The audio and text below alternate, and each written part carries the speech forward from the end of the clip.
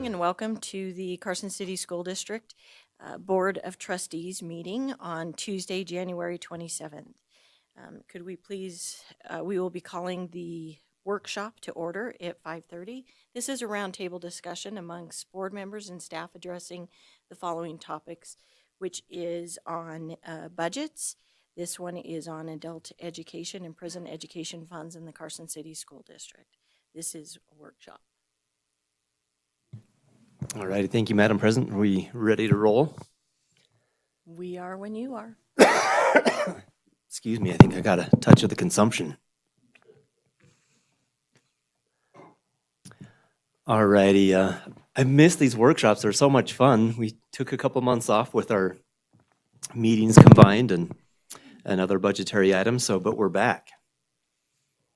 And so as we kind of discussed in the last meeting, kind of want to start to go over just all of our funds in general, and we'll look at the ones that we've discussed, the ones we're going to discuss tonight, and then what's left to kind of give you an idea of what's coming in the future workshops. So,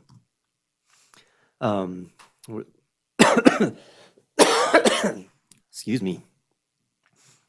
So total, we have 30 funds that are represented on our taxation budget. 5 of those are state education funds, meaning that funding comes from state education sources, which includes our general fund, PCFP fund, and 22 special revenue funds, and then 3 proprietary funds. So those 5 state education funds, oh, did I not save mine? Okay. So if there's a green plus sign next to this on the presentation, that means we have already discussed that fund. So our 5 state education funds, meaning the funding source comes from state education sources, is our general fund, which we haven't talked about in the workshop, even though we talk about all the time in regards to other items. Our 3 PCFP funds, English Learner, At Risk, and Gifted and Talented. And then our debt service fund, which we haven't discussed yet. That fund houses, if you will, it's what we make the mortgage payment, right? It covers our bond servicing costs. Our special revenue funds, there's 22 of these. Represent our taxation budget. There's some of them that I've used a red font on. They're on our budget, but they're idle. They're not quite defunct or are defunct, so we don't use them. There's been no activity in them for 2 or 3 years or more. So there wouldn't be any real reason to discuss those. And in fact, they may disappear at some point in time from our taxation budget. So class size reduction, not currently used. Teacher school supply reimbursement fund, also not currently used. Our adult education, prison education, we're going to discuss tonight. When we first started this out, we discussed state grants. We've discussed special education. Gifts and donations funds we haven't discussed yet. We did discuss local grants when we talked with state and federal grants. The remainder of our special revenue funds, we have our summer school programs fund, alternative compensation fund, which is another one that's idle, and student activities. This represents each school, they have funds that belong to the students. Those are the student activity funds. Per statute, we do have to include in our taxation budget, but it's a very generic overview budget where that control really remains with the school groups for the most part, with oversight by the district. Federal grants we've discussed, Medicaid, I believe we discussed at the same time as federal grants, special ed. Nutrition services we've discussed, and then we have our 2 CIP funds, capital projects and bond projects. Then we have 3 proprietary funds.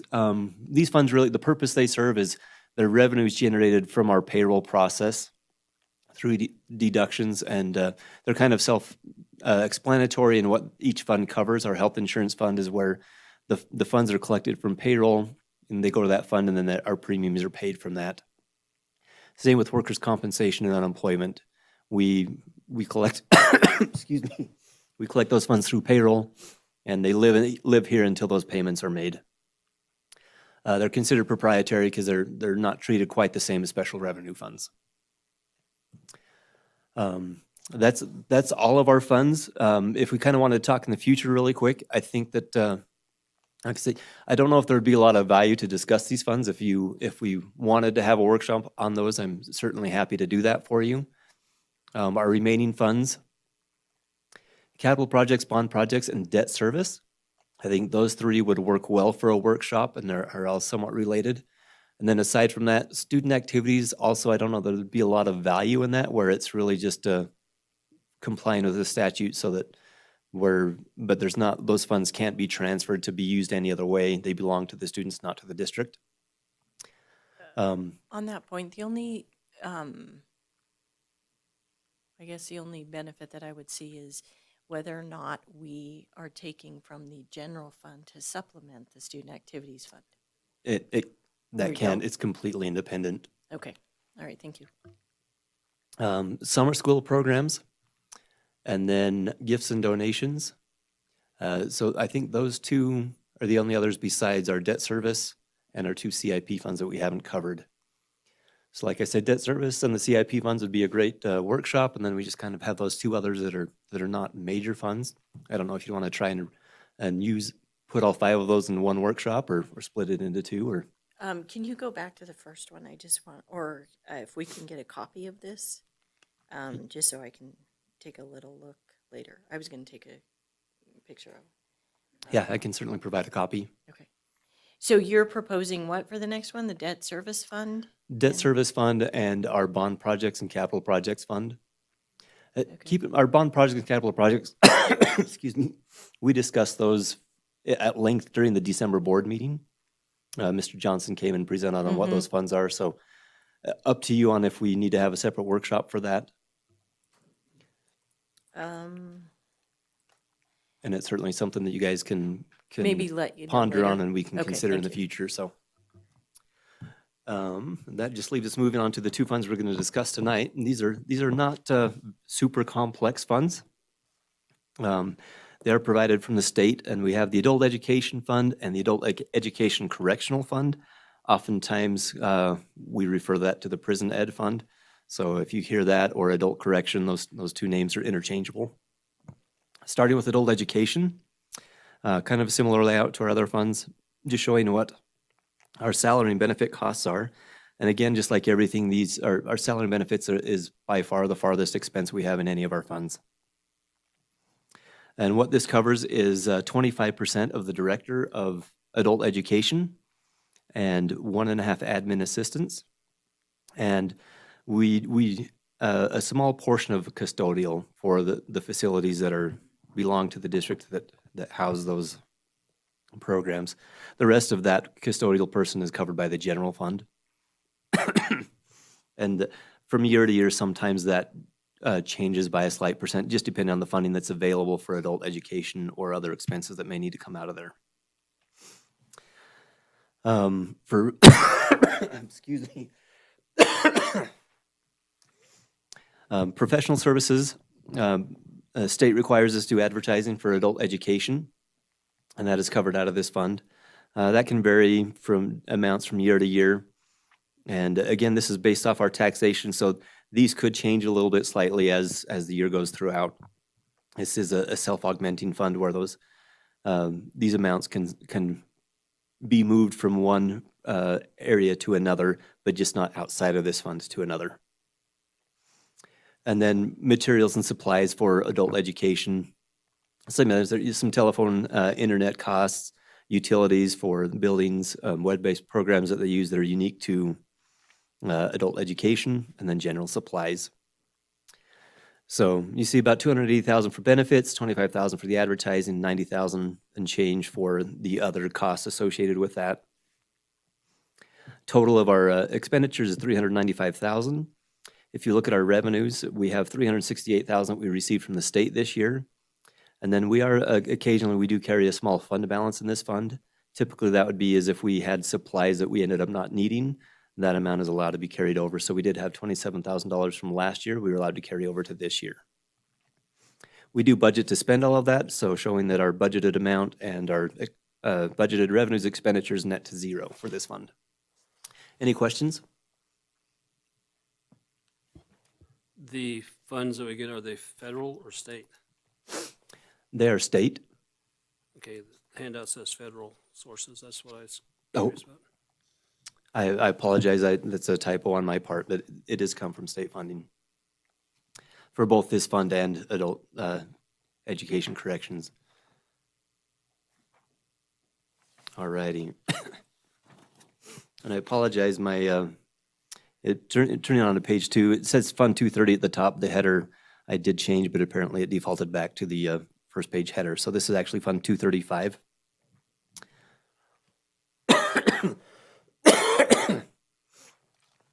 You'll see kind of very similar layout here.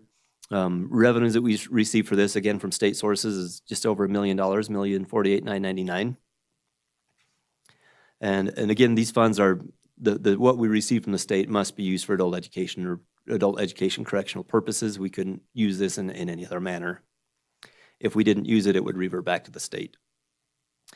Salary and benefits, again, is our largest expenditure here. The remainder of the director's salary and benefits cost, 0.75 or 75%, comes from this fund. Again, you'll see those change from year to year, just kind of depending on the funding available. But it's generally his salary and benefits are split between those two funds. The other half of an admin assistant comes from this fund. Again, you can see some fluctuation between the two funds there. Not really a whole lot that can go from other funds besides that for those positions. And then this also pays for 6 prison program teachers. So for professional services, we do have a small amount of substitute costs and then some inmate prison administrative costs that are in there. Not a large amount. And then for supplies, $15,000 is budgeted for here. So the bulk of this one goes to the salaries of our teachers, instructors, and the director and admin assistant to make it all happen. So any questions regarding this? Again, this fund also nets to zero, as you see there. We budget everything that we receive, and it's generally spent each year. And again, are the revenues for the prison all federal? No, both of these are state funded. I apologize. That's a sorry. complete typo I missed on my part. Oh, I had a side conversation, sorry.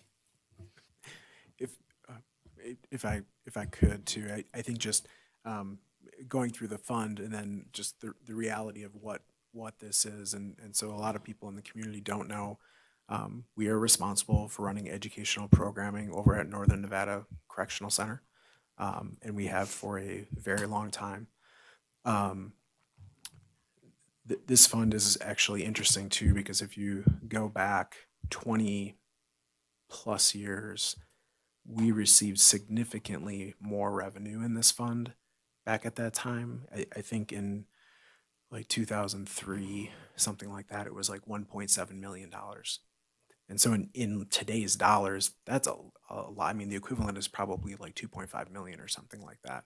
So there have been cuts at the state level over time, unfortunately, and they've cut a lot of the programming. I think we used to have 16 teachers out there.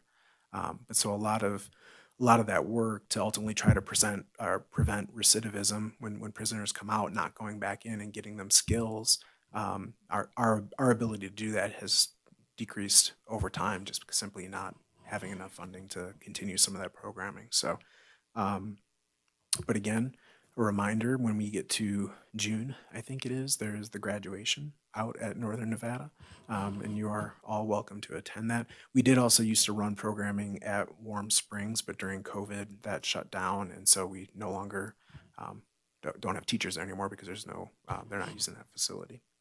That's all. Just want to give a little background. Do we have any questions for Spencer? I have one. You didn't expect that, did you, from me? I'm sorry, say that. You didn't expect a question from me, huh? No, I was just curious, on the adult education side, how many students do we serve, or people, I guess? Ooh, that's a good question. Any idea on that, Mr. Fueling? I believe it's in over 100. There's a couple different ways it happens, because there's once a student has reached 17 years of age, they potentially can go down that route if that's an option to help them make sure they graduate. But then also we have people who come back and are interested in just getting some of those either GED or high-set testing or something like that. But it's taught at night by a lot of our teachers from around the district who come back at night to teach those classes. They're taught generally at Carson High School. I guess another note too, so Mr. Chambers is our director of this program. I'm not sure if you've ever noticed it or seen it, but his building, his office is actually where the Silver campus is, kind of behind that, more towards Stewart Street. There's one portable building back there, and that is the office. So they actually they have computers in there too if students need to come in and use those, but otherwise they're out at the high school doing that work out there. One other question. The schedule for the prison program, does it run August through June also, like basically our calendar? No? I actually don't know exactly what the schedule. I know that the number of presidents, do you? Yeah. Yes, just for the record, my husband teaches at the prison, and they have extended, so last year they ended at the beginning of July, right before the holiday. Thank you. No problem. Thank you for answering those questions for me. Any other questions? All right, thank you, Spencer. So then, I guess looking at what we have left to discuss, I guess we can look at, sorry, will you bring those slides back up? Okay, and you're suggesting that we, if you'll go back to the first one, General, right? You're suggesting that we do the debt service fund, correct? Yeah. And which one together? You know, I realize we also have the general fund that we haven't discussed. So I'm certain we could do the general fund and We'll save the best for last. lump in gifts and donations and student activity size, probably not necessarily. Summer school, gifts, donations, and general fund, because those other two would Okay. only take a couple minutes. General fund obviously is very robust. So that would be a good workshop. And then debt service with capital projects and bond projects. Okay. Would you like to do that on the next meeting? That would be No, my I intention. We can do that the next month, Yes, then the last one of the, and then Okay. the one following right yeah, after so that would So bring us February, March. I think that's great timing before we start discussing the budget as a whole. So great, thank you so much. If there's Alrighty. no other questions, we'll go ahead and close the workshop, and we will reconvene at 6 p.m. Trustees, I ask that you make sure your microphones are off.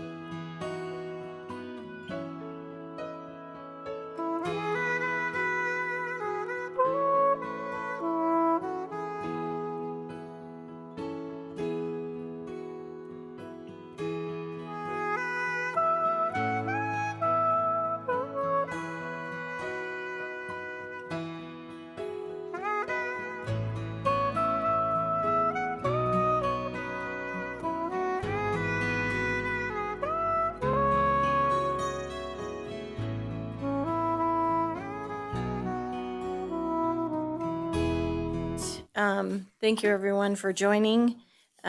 We are going to reconvene for the Carson City School District Board of Trustees meeting. At this time, we are going to call the meeting to order at 6 p.m. We are on number 2 of the agenda, and this is an adoption of the agenda, and this is an action item. Do I have a motion? So moved. Second? All right, so we have a motion for trustee Varner and seconded by trustee Roberts. All in favor, please say aye. Ms. President, you need to take public comment on Oh, that. I'm sorry. Yes, sorry. Do I have any public comment on the adoption of the agenda? Seeing none. All in favor, please say aye. Aye. Opposed?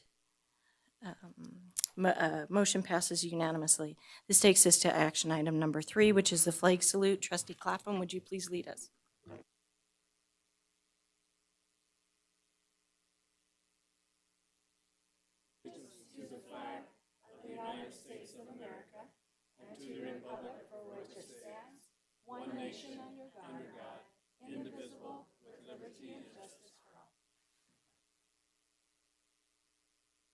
Thank you.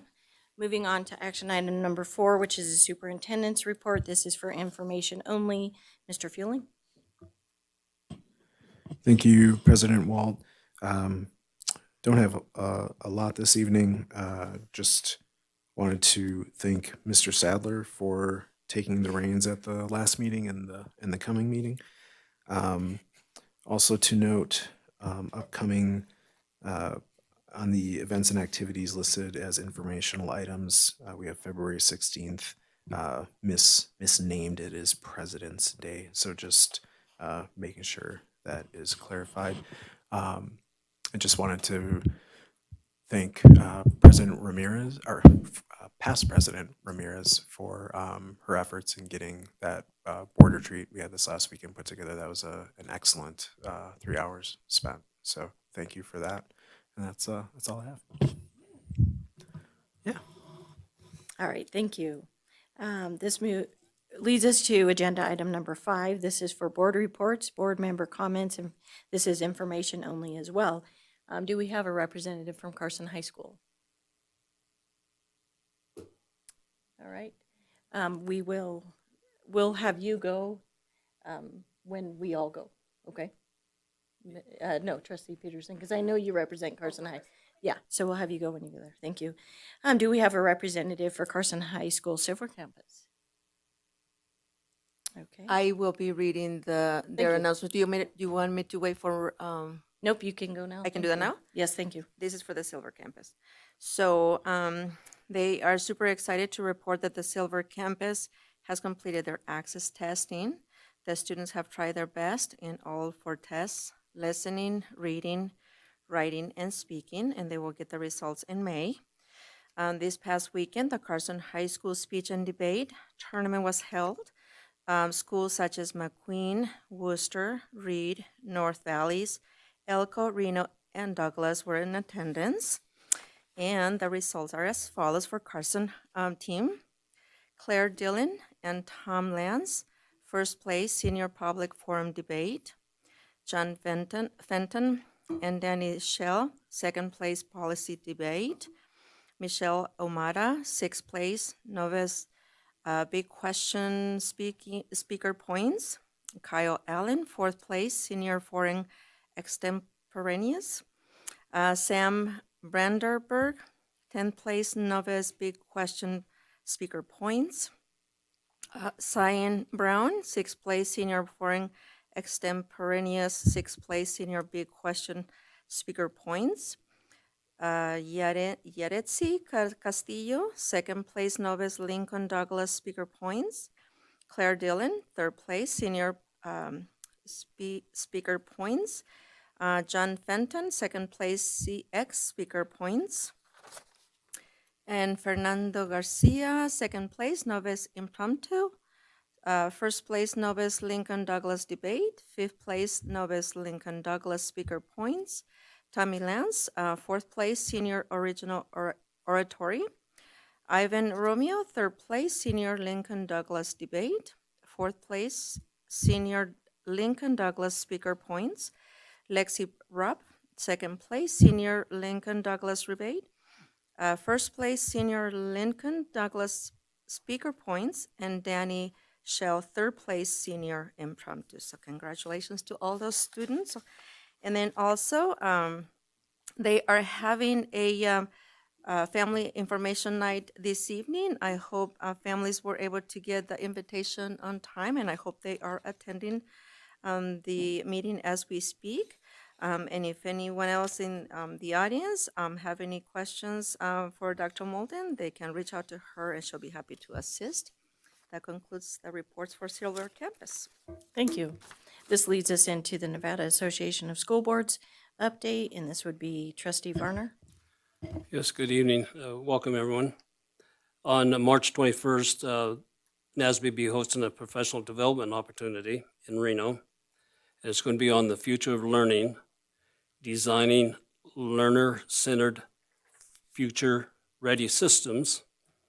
And also on that same day, there will be a breakfast where we'll be meeting with legislators like we did last year. So that'll be on the same day. And really, that's about all we have going on then now. Thank you.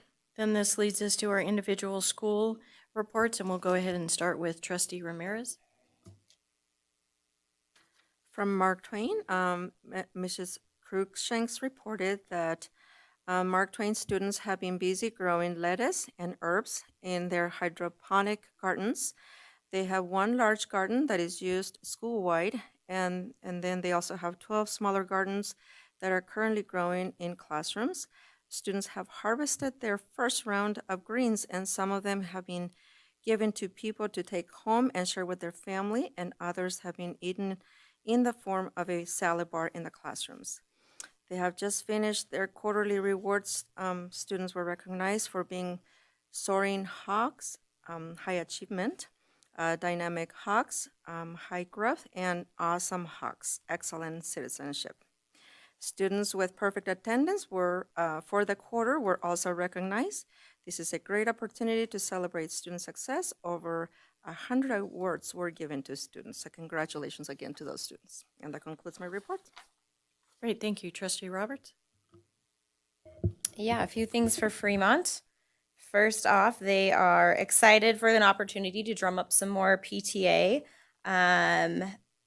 They have a meeting tomorrow at 5:30 in the library.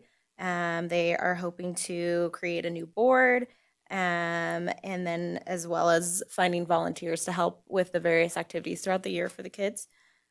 And they just are very appreciative of the mayor's attendance celebration and giving out the scooters this semester. That's going to be held on Thursday night. And then they're excited for their big celebration for their Avid Showcase, which will be Tuesday, February 3rd. Board members and community members are more than welcome to attend. It's 9 to 12 at Fremont. And shout out to the awesomeness that occurs daily within the building. And you'll get to learn more about what all of that is through this showcase. And she's happy if anyone has any more questions or anything to reach out to Dr. Ward. Great, thank you. Trustee Clapham? Thank you. Excuse my voice tonight. From Miss Robinson over at Carson Middle School. She says that the second semester is off to a great start. Counselors and music teachers are visiting the elementary schools to talk about the middle school registration for next year.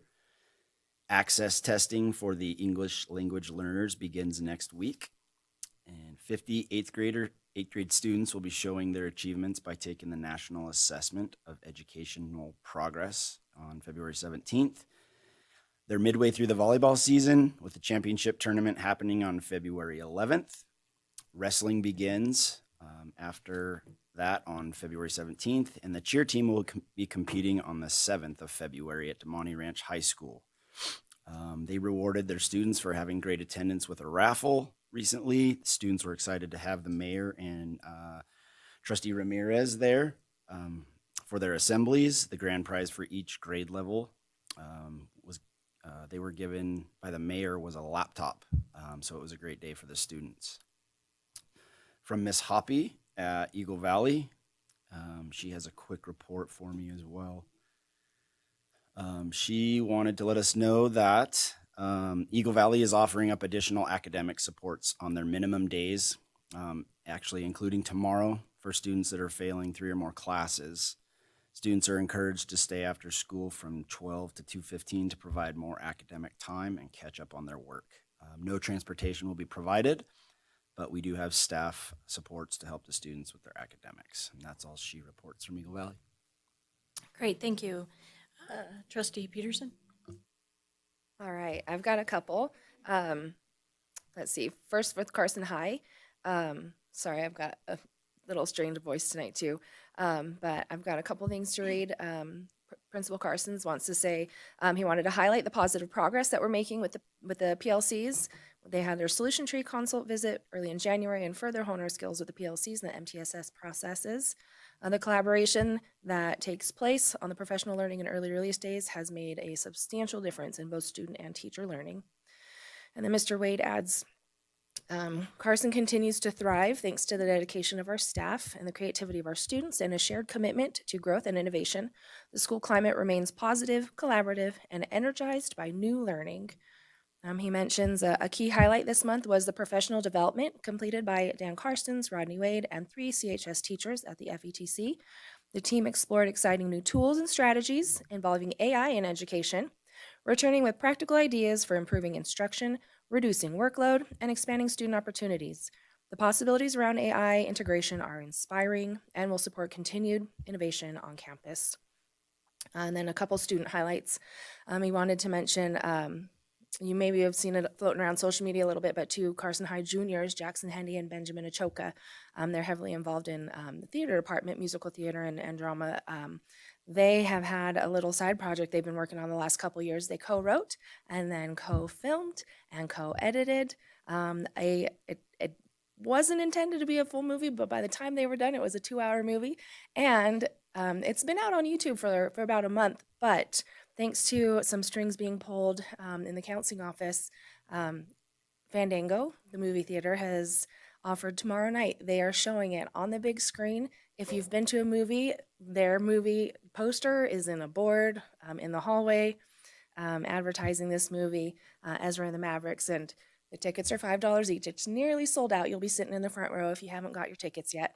But the tickets are selling for $5 each, and then $4 of every ticket sold is going to be donated back to the drama theater department at Carson High. So that's a really cool collaboration. What an honor for those kids who are being celebrated and embraced for their creativity and their efforts, and having an opportunity to also have a little philanthropy tossed in as they are able to donate back.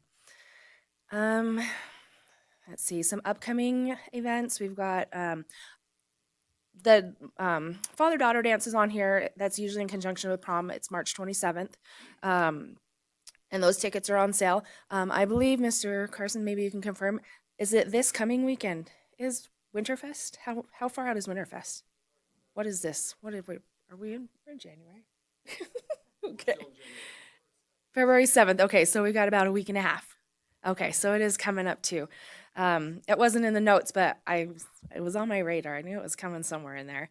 And then the last mention for Carson High, why I came in out of breath and running late. Carson High bowling, we just won our semifinal match against Douglas right before I got here, and so we're going to be competing in the championships next week, and so that's really exciting for those kids.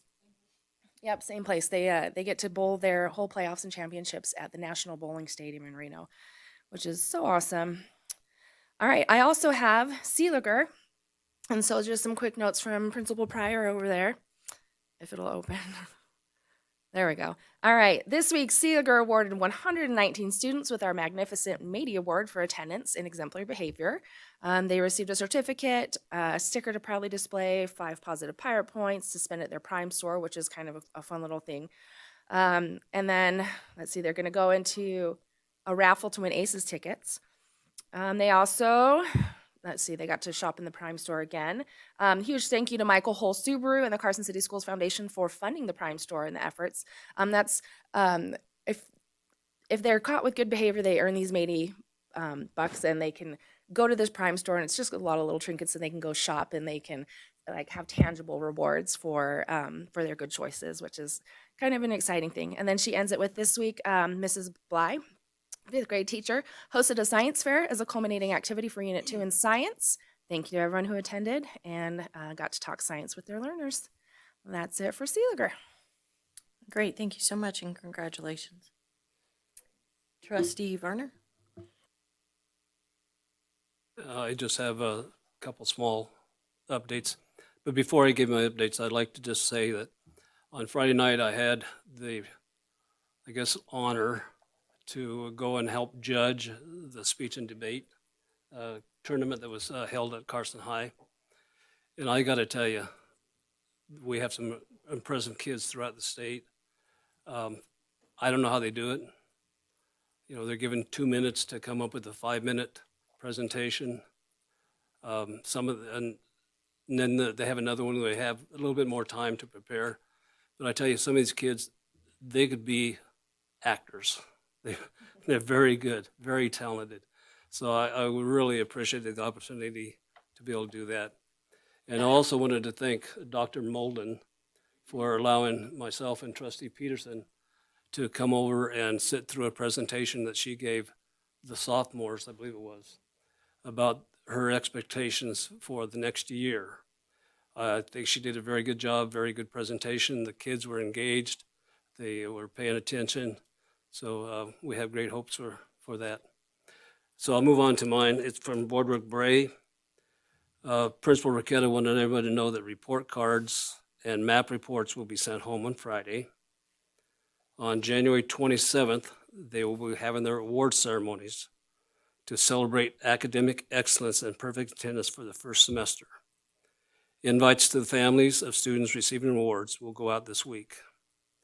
And then she also wanted people to mark their calendars for their PTO-sponsored Boardwalk Fit Games fundraiser, which will be held on February 11th, and their family dance will be held that evening. And more details will be coming soon. That's it for Boardwalk, but I do have one for Fritz. Principal Brown wanted to share that their pre-K teacher, Tanya Watts, was recognized by the Veterans of Foreign Wars as a National Citizenship education teacher. So congratulations to Tanya Watts. That's a great honor. Also, he wanted to share that their Fritz PTA is holding a mother and son dance on January 30th from 6 p.m. to 9 p.m. Tickets are $35, and if you're interested, call the Fritz office for more information. And that concludes my report. Great, thank you. Which will take us to Empire Elementary School. So Principal Virgil mentions that they are very excited that this Friday from 2 to 3:30, they will be welcoming observers from the OSIT, the Nevada Governor's Office of Science, Innovation, and Technology, to their campus. They will be evaluating their school using the Nevada STEM framework rubric as part of the process to determine whether or not Empire qualifies as a Governor's Model STEM school. This is an exciting next step for Empire Elementary School in their STEM journey.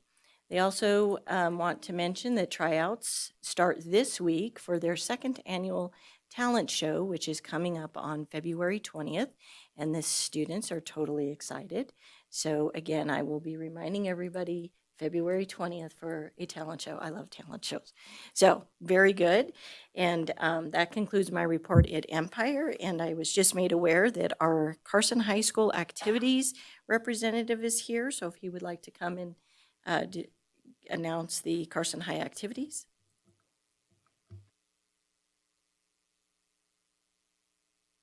Good evening, everybody. My name is Cooper Feeling. I'm the Carson High School Student Body School Board representative.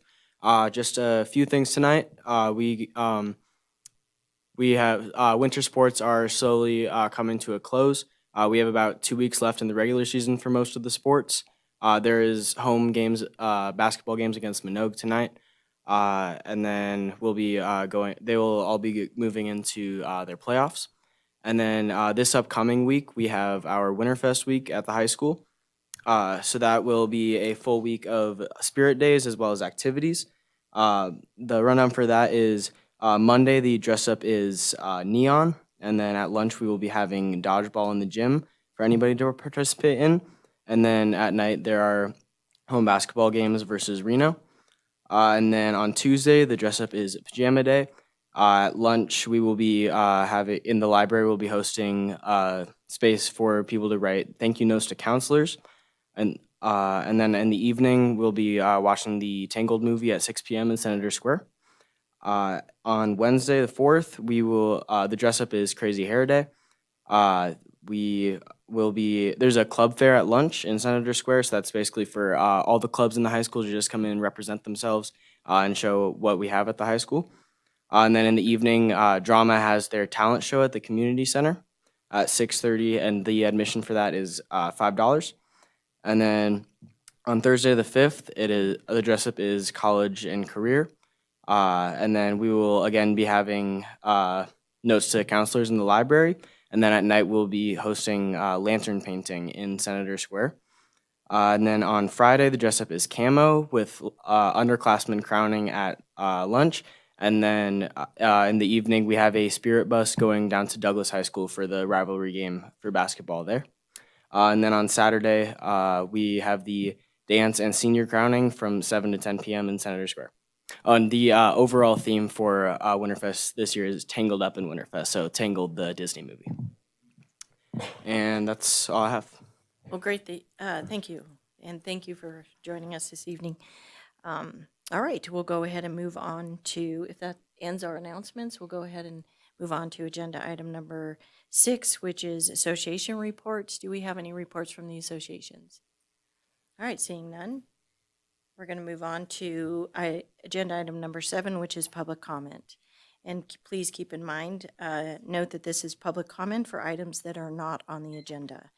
Public comment that is marked for possible action on the agenda will be taken before the action is taken on such items, and members of the public are encouraged to comment on such items at the time that they are being considered. Do we have any public comment? And we'll start with public comment in the room and then move on to submitted virtually.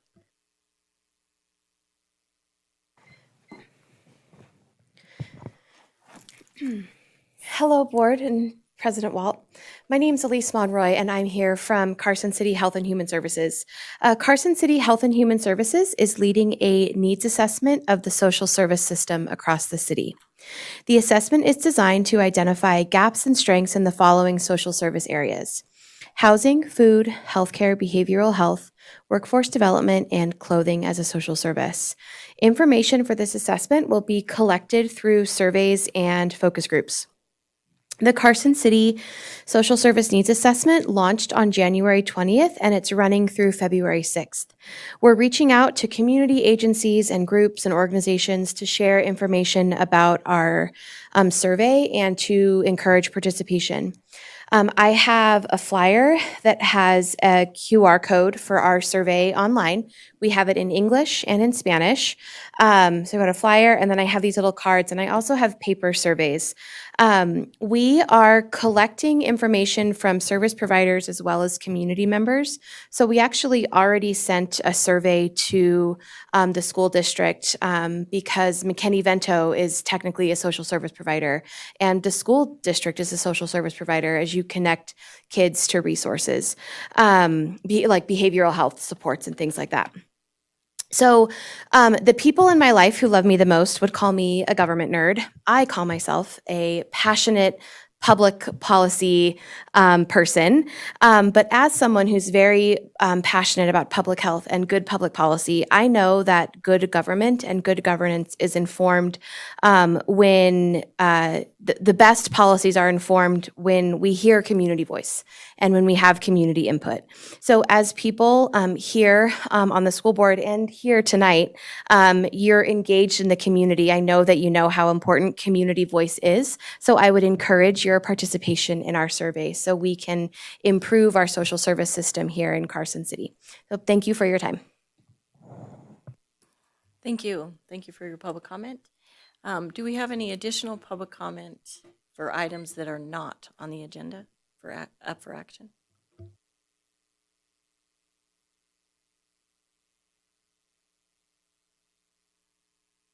You please put your mic on.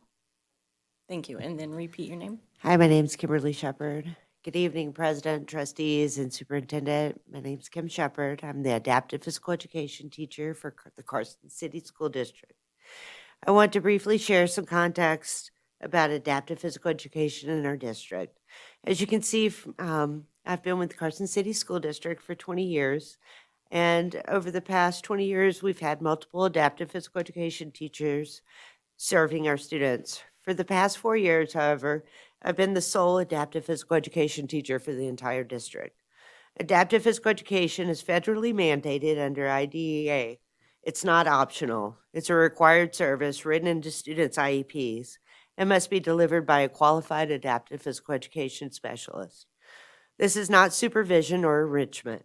It's specialized instruction, data collection, progress monitoring, collaboration with IEP teams, and strict federal compliance.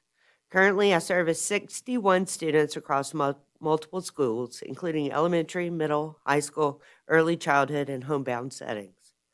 The students require individualized programming, ongoing assessment, and documented progress in order for the district to remain compliant. In addition, I'm assigned as a teacher at Carson High School every other day. To support data collection, the district contracts an aide for only 7 hours per week, limited to 2 elementary schools. While that support is appreciated, it does not come close to meeting the needs of a multi-site, district-wide adapted PE caseload of this size. Due to the staffing shortages over the past 4 years, I've been required to make up missed service minutes, resulting in over 60 additional hours of service time on top of my regular job duties. Much of the planning, documentation, travel, progress monitoring, and compliance work therefore falls on me alone, often outside of my contracted workday. This structure places the district at risk for noncompliance with IDEA, potential corrective action, compensatory services, and legal liability if services or data are found to be insufficient. I also want to note that I have not received any adaptive physical education and direct professional development since 2014. Despite evolving legal requirements, increasing caseload complexity, and expanded district expectations, the workload is not sustainable, and it has been a significant detriment to my health, both physically and mentally. I love my job. Adaptive physical education is my passion, and I want to continue serving our students well. However, passion alone cannot replace staffing, time, and structural support. I'm not asking for less work. I'm asking for appropriate staffing, realistic support, and adequate contracted time. Thank you. Thank you. And if there's an additional comment, please make sure to email it to Renee. Sure, I And have a to- timeline. I can. Okay, thank you so much. Any additional public comment? Do we have any that was presented, Renee? Through email? Yes, President Walt. Public comment was provided from Maida Sanchez on behalf of Patty Zacharias regarding safety concerns with the Carson High parking lot. So members of the board each received a copy of the letter, and it will go in the permanent record. Thank you. All right, thank you.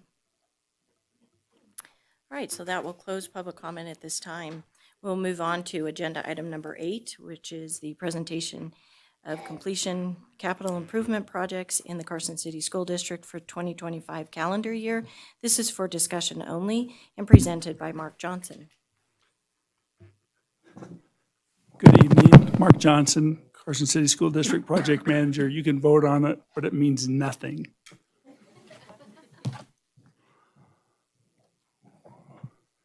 We need to put it up.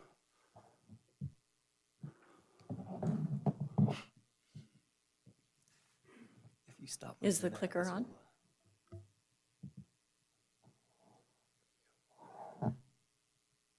I'm glad to be here tonight and make this presentation to the board of what we've done in capital projects this last summer, what we're doing right now, and what we're planning on doing this next summer for the school district.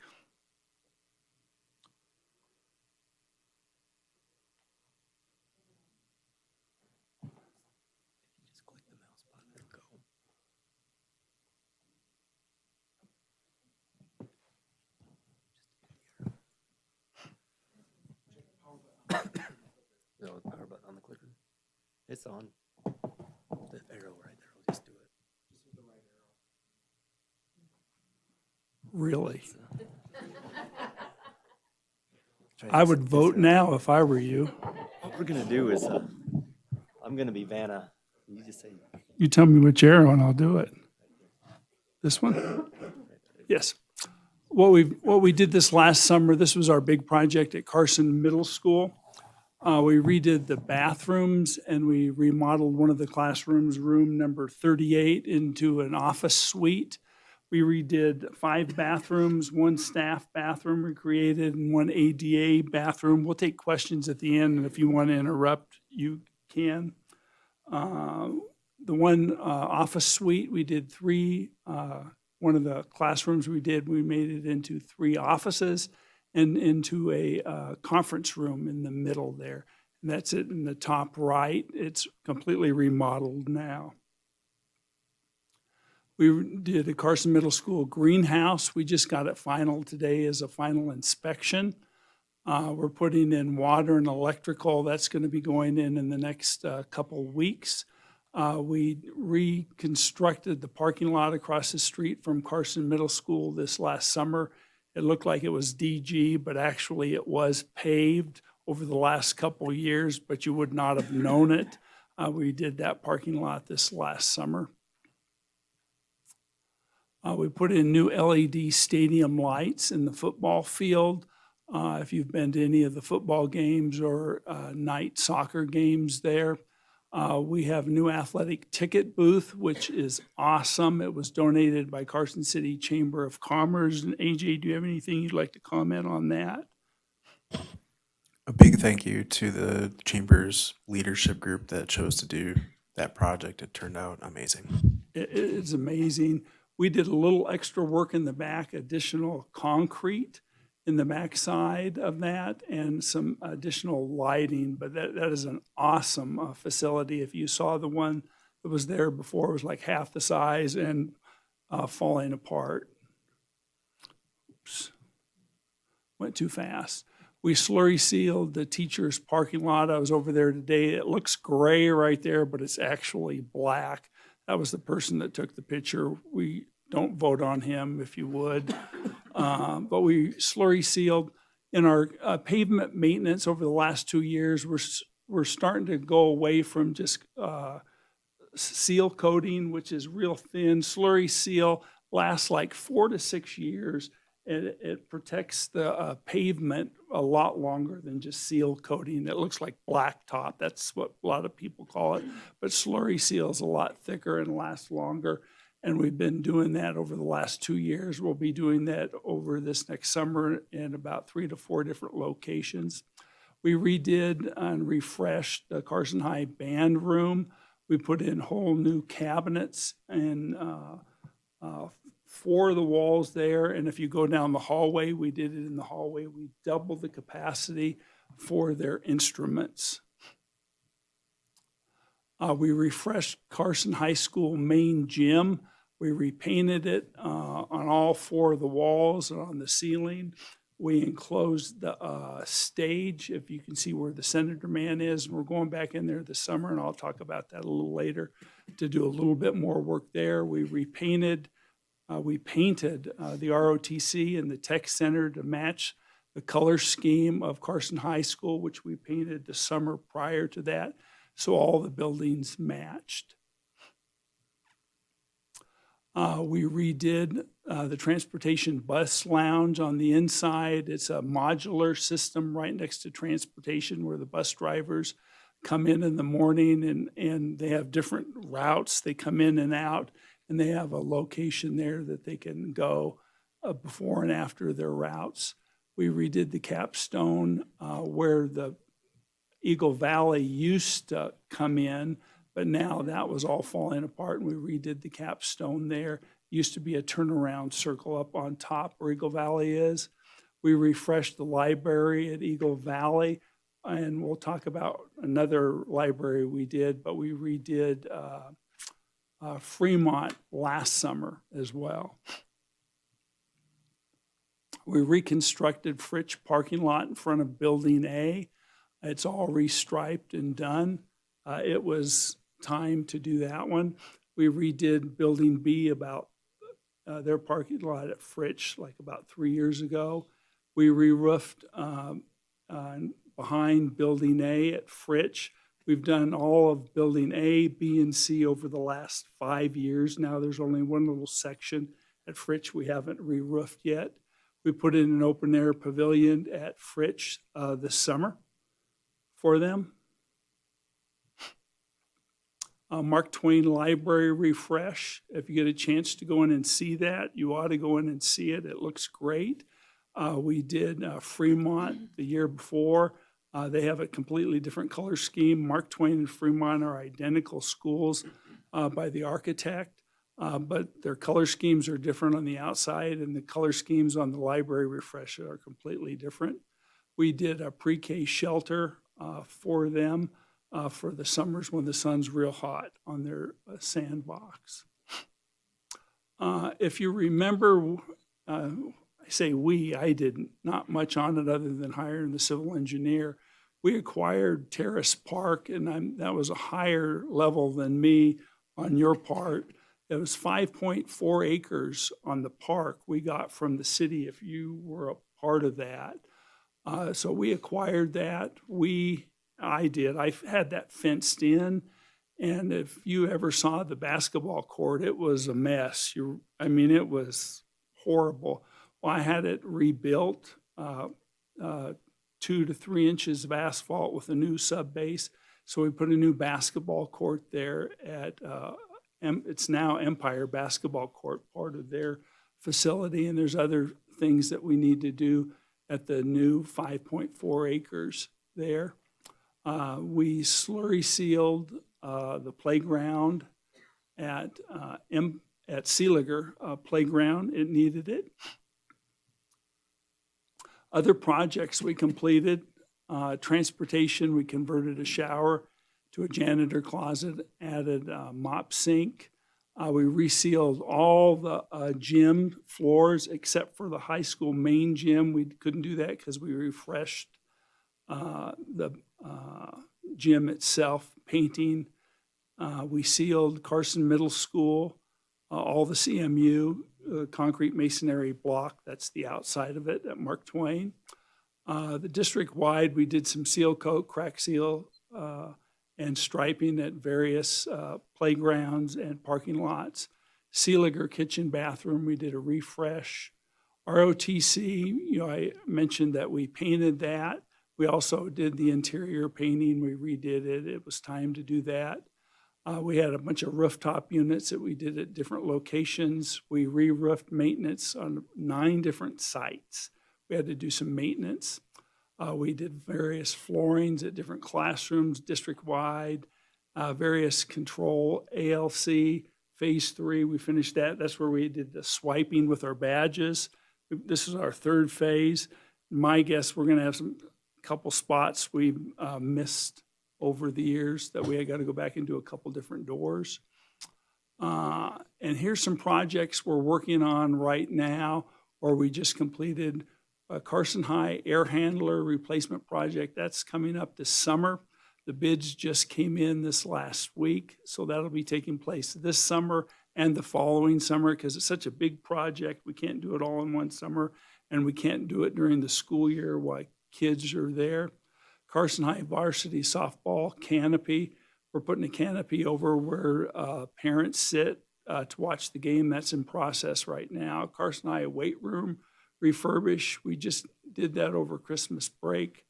Carson High completed the gym refurbish. We're coming back in. I mentioned we got some other work we're going to do this summer. We're going to put in Tectum, which is soundboard, and RFP over where the wall was on the stage. It's more decorative and colorful. Carson High track resurface. It's been about 11 years, 12 years. If you've walked out there, it's time to redo that. So we'll be doing that. Carson High single point entry, secure entry. We'll be doing that this summer. Elevator modernization. We got to do Borderwick's elevator. If you've not been around all the schools, we have elevators in some of our schools. We have one at Borderwick, and we have a dumbwaiter there. I've did modernization at Eagle Valley already and at Carson High School already about 4 years ago. And Bordewick and the dumbwaiter are the only two we've not done yet. Bordewick two-story building, we're going to go in and remove all the lockers.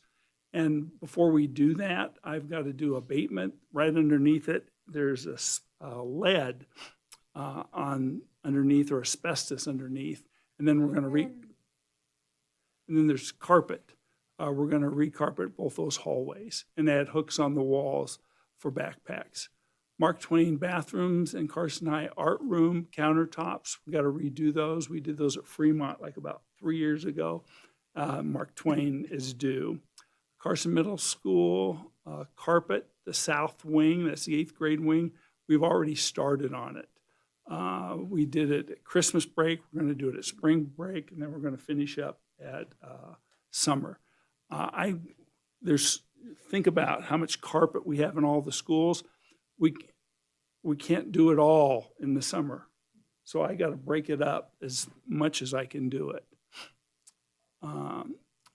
These are things we want to do. Some of us, we've put on the capital project. We've thrown darts at money to do, but we don't have the money for it. Carson High interior refresh, Carson High Performing Arts Center, bathroom remodel, general use bathrooms. We've done 4 of those so far. We want to do the Carson High Tech Room Center, Carson High Silver Campus, and Eagle Valley Middle School. Mark Twain bathroom refresh, we're going to do that this summer. We did it at Fremont already. Carson High concession stand refresh, we're going to do that this summer. Carson High reseal and repaint the tennis courts, we're doing that this summer. Along when we do the track, the same company is going to do it. Paint the exterior at Carson Middle School and the district office at the same time. We just did the high school last summer before last, then the tech center. And ROTC, we're going to do Carson Middle School and the district office. We're not going to paint it the colors of Douglas High School. We've already told the architect he will never work for us again. District-wide slurry seal, we've got 4 locations. We're planning 3 for sure. 1 will be an ad alternate depending on how funding is. District-wide roof evaluations and repairs as needed. And I leave you with this. It's on every one of my PowerPoints until I retire or you fire me. Vote on it, I don't care. Questions that you have. It's my favorite picture. Yeah, that is cute. That's cute. Well, thank you very much for the presentation, and great work, because I know we've been told over and over again, our buildings are old. And some older than others, yes.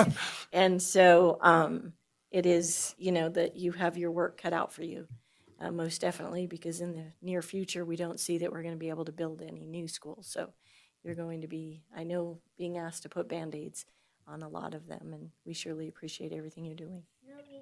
And the school district's been real helpful on giving me money for preventative maintenance that we've been able to really work and make them better. So we've really been doing well, like carpet, roofs, paint, and those kind of things. So we've really been doing a good job. They're not falling apart. Great. And Virgil, the director of operations, really been helpful with that. Great, thank you. Do we have questions from the board? I have a comment or a compliment. I want to say thank you for bringing this report to us. We see the numbers on the reports that we get on capital improvements, but it's very helpful to see the actual projects that are that have taken place or that are in place or that will be taking place. So I appreciate you putting this presentation together and bringing it to us. Thank you for all that work. Thank you.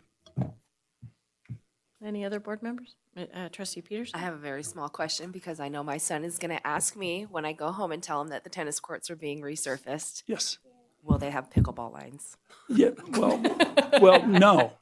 No. We when we repainted them last year, we didn't put pickleball lines on there. We put tack marks. And they were on there last year when we painted them. We put them on there last year. If he noticed them, they were little tack marks. They looked like T's where the corners were. So they weren't painted on there. That's per the PE department. So they will have tack marks and some lines on there, but not the full lines. The PE department requested that. Carolina blue. Yes, I'm glad to see that on the radar, the CHS refresh is on there. Interior refresh. Interior refresh. Yes. I was in there on Friday night, as I said earlier, and there are some areas that could stand some refreshing. So I'm glad it's on at least the radar, and hopefully. It's on the radar. It's tired. But thank you for putting it on the radar. And you can thank the principal behind me as well, and the superintendent. Thank you. Thank you. All right, thank you again, and your presentations, the pictures are always great to see, so we appreciate your presentation having pictures. Okay. So thank you so much. If there's no additional questions or comments, all right, thank you again. Thank you. All right, we'll go ahead and close agenda item number 8, and we're moving on to agenda item number 9. This is discussion and possible action to approve the proposed Carson City School District academic calendar for 2026-27 school year. This is for possible action, and public comment will be heard after the presentation by Brandon Bringhurst.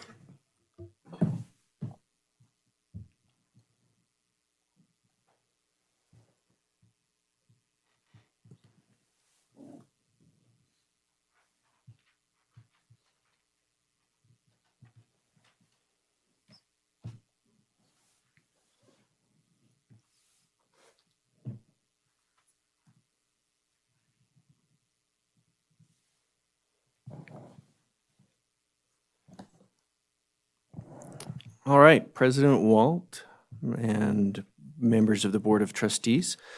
Name is Brandon Bringhurst, Chief Academic Officer for the record.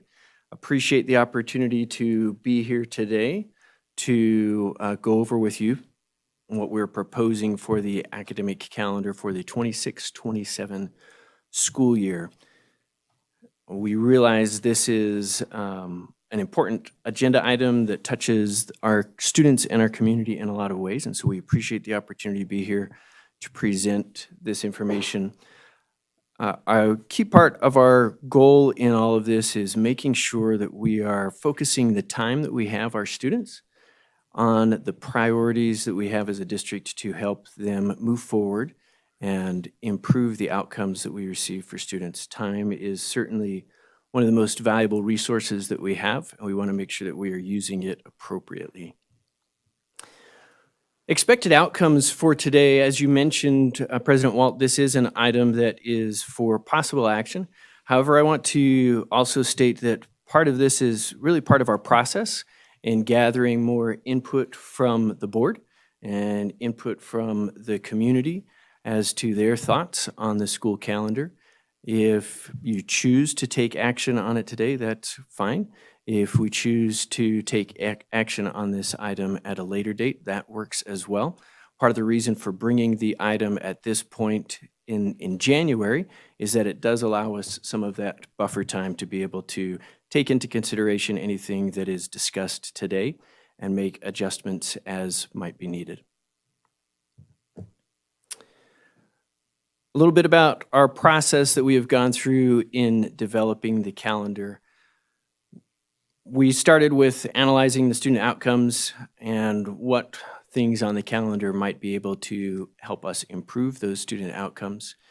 Obviously, anything that we do on the school calendar also needs to comply with applicable state regulations. We've also been in a variety of discussions with school administrators, listening to comments that we've received from them as well as from teachers. We also, as we drafted this, discussed the proposal with the different association representatives and solicited input from them as well. We're here tonight to present to the board, and I've also communicated with some of our community partners that could be impacted by proposed changes. So one of the first questions is, why make changes? Why not just continue with the calendar as is and simply roll it to the next year, adjusting for some of the things with different dates for holidays, and not make any other significant changes? And that is certainly an approach that we can take. However, we want to, as I said at the beginning, use this opportunity to make sure we're fully leveraging the time that we have with our students. We want to continue to see improvement in the outcomes for our students. If we're totally satisfied with the results that we're getting in our schools, then obviously no changes are necessary. But if we want to see things continue to improve in the direction that we're going and accelerate that progress, then changes sometimes need to be made in order to see different outcomes. We're not going to get different outcomes if we don't change the things that we're doing to get those outcomes. So that drives why we need to look at potentially making some changes. There's two different types of changes that are being proposed to the calendar, or can kind of group these changes into two different groups. One group are some changes that we are proposing that would improve the staff and parent experience. And I'll go into some more details of what each of these changes look like, but we certainly feel like it is important that our staff feels like they're supported and that they have time and other resources that they need in order to do their job well. And we value very much the partnership with families. And so if there are some changes we can make to our school calendar that would make it easier for us to partner with families, we want to make those changes. The other type of changes that we're proposing are changes that are directly intended to improve outcomes for students, which obviously is the main reason that we are all here, is to help our students and continue to improve the outcomes that they are achieving while they are with us in the Carson City School District. Sometimes those changes align with things for staff and parents. Sometimes those changes that we're looking for in student outcomes might be some difficult changes, but we want to do those things that are calculated to best improve outcomes for our students. The changes that we are considering today, all of them started with some suggestions from staff members, and then we would take those suggestions as well as observations made by administrators, district personnel, et cetera, and vet those against Nevada regulations, employee contracts, what's practical, what does the research say, what is good reasoning and alignment with the goals and priorities of the Carson City School District. So I'd like to go into some of those changes in particular, starting with some of the changes that we're proposing that we believe would improve the experience for our staff and parents. First being a redesign of how we manage parent-teacher conferences. Currently, parent-teacher conferences are held at the elementary and middle school in the fall, and then only at the elementary schools in the spring. In order to facilitate that, we have a week of ERD, or early release days, and the conferences are scheduled after the dismissal time.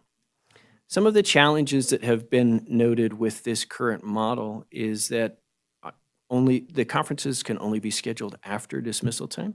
So for some of our parents who might work in the afternoon and could schedule in the morning, we don't have that flexibility. Evening conferences, if teachers are able to do that, obviously requires a very long day because they are starting their day with students in the morning. And the week of early release days presents some instructional challenges when we have a full week where the schedule is shrunk to that amount. So what we are proposing as a solution to these challenges, we would certainly continue with elementary and middle school conferences in the fall and the elementary in the spring.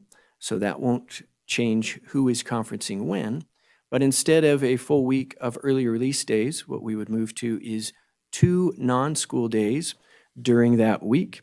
And those 2 non-school days would be used for conferencing. If you have your calendar to refer to, you can see, for instance, in October, those would be on October 21st and 22nd.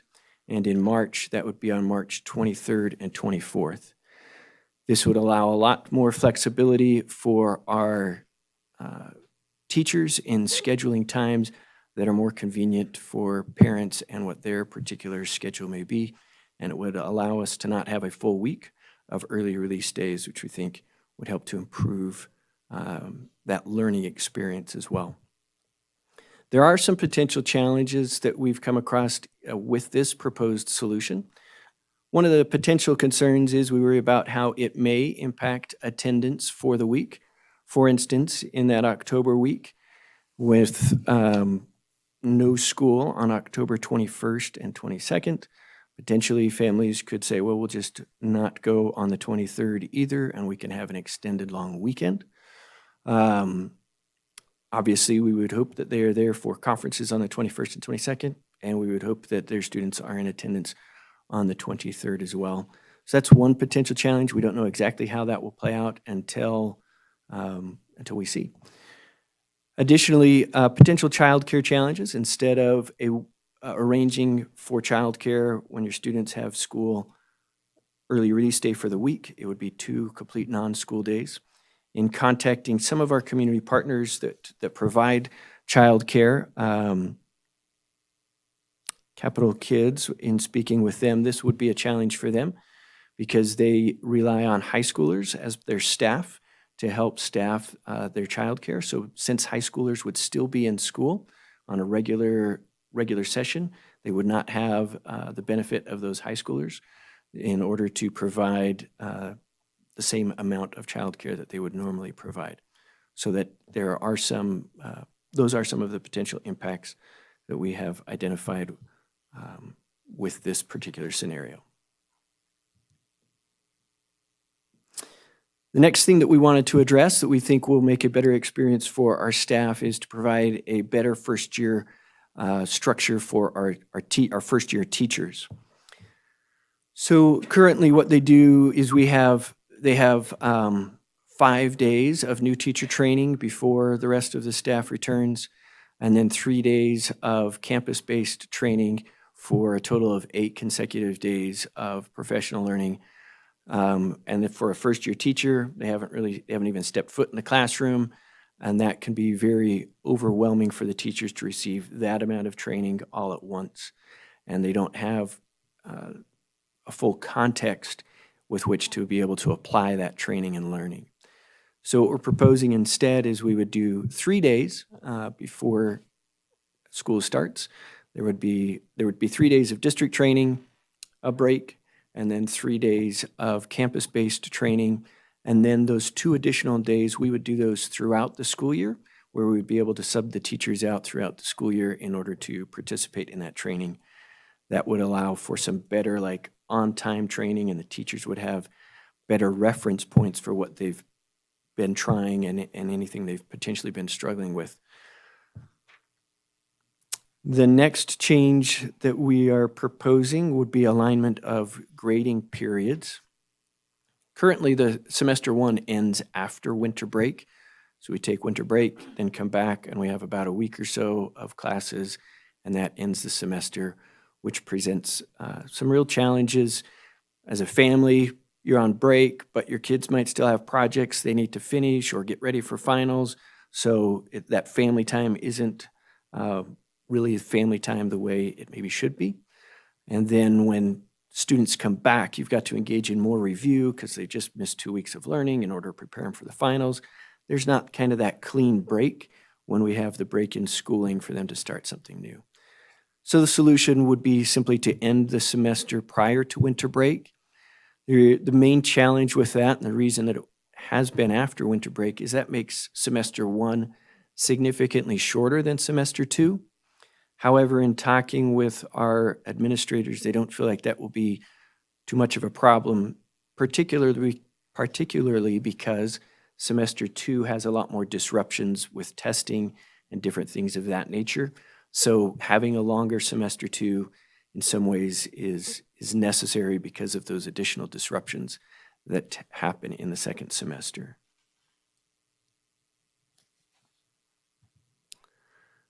The final change that we are proposing that's directly related to the staff experience, improving that experience, is adding some additional teacher work time.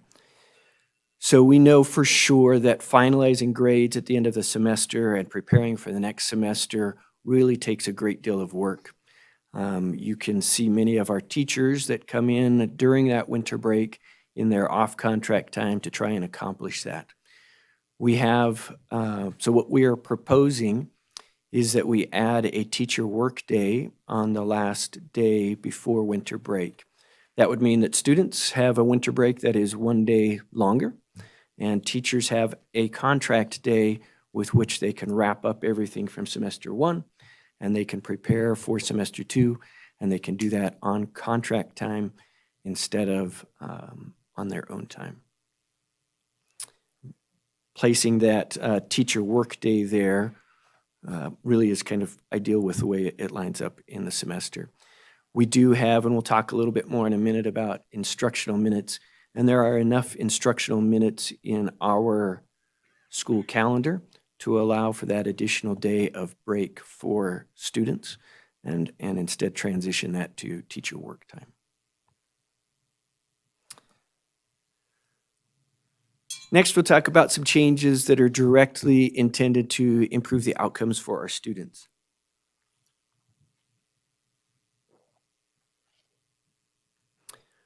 We are proposing some changes to provide appropriate professional development time during the school year. We've seen increased requirements from NDE around the training that some of our teachers are required to have. For instance, with the science of reading and Read by Grade 3, there are some new requirements coming with additional training that will be required. And just in general, the complexity and expectations that are put on our staff continue to increase. Ongoing training throughout the year is more effective than having it all before the year. It gives opportunity for some of those checks and resets and refreshes during the year. And that learning is better when we can spread it over time. The Nevada Department of Education recognizes that and recognizes the value of that training during the school year to the point that they allow up to 5 days of professional development to actually be counted towards instructional minutes that students are receiving. In our current schedule, we use one of those days that we just had that day on January 5th. What we are proposing for next year's schedule is that we would use 3 of those days. As I said, NDE allows up to 5. The next change would be a change intended to maximize the instructional time by lengthening early release days. It's important to note, I like to say not all instructional minutes are created the same. How we use them and how they're structured makes them sometimes more or less useful. And when we have a shorter day, it sometimes can make that instructional time not as useful. When we look at our instructional day, there are some components of that day that are fixed. We cannot shorten them. The time that we have for students for breakfast, lunch, recess. In the secondary, in particular, we have passing times between each period, time to take attendance, those sorts of things, no matter how long or short the school day is, the time required for those don't change. What we can change is when school starts and ends. And so with everything else fixed, what has to become flexible, what gives is the instructional time around core academic material. When we have really short instructional time, it results in a few problems. It is shorter prep time for teachers. That's one of the challenges we have had with our current early release day structure. It also becomes challenging to address all of the required content. And when time is too short, it can create a lack of focus for our students and sometimes teachers as well. For instance, if you are teaching at the middle school level on an early release day, your class periods might only be 30 minutes long. By the time students come in, you get attendance taken, you start your instruction, and then they wrap up to leave class. There's not a ton of instructional time, and there can be a mindset shift in our students where they think, this isn't very long, and I don't really have to dig in and engage. So those minutes while they are there are not as useful as if we have a little bit longer time.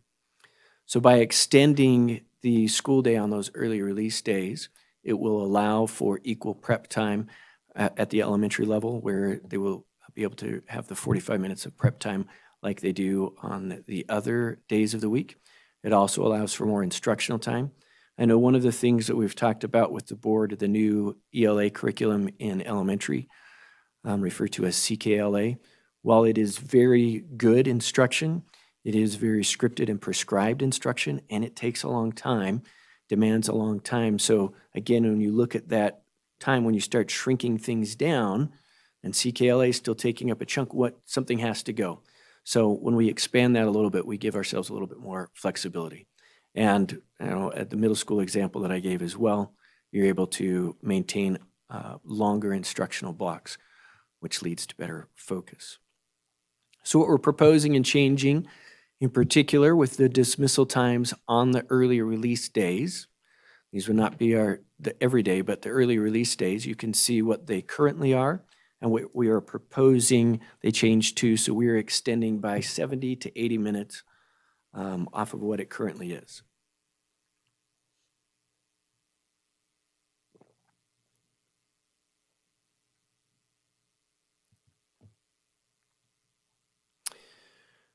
The next change to look at is intended to improve real-time collaboration through weekly early release days.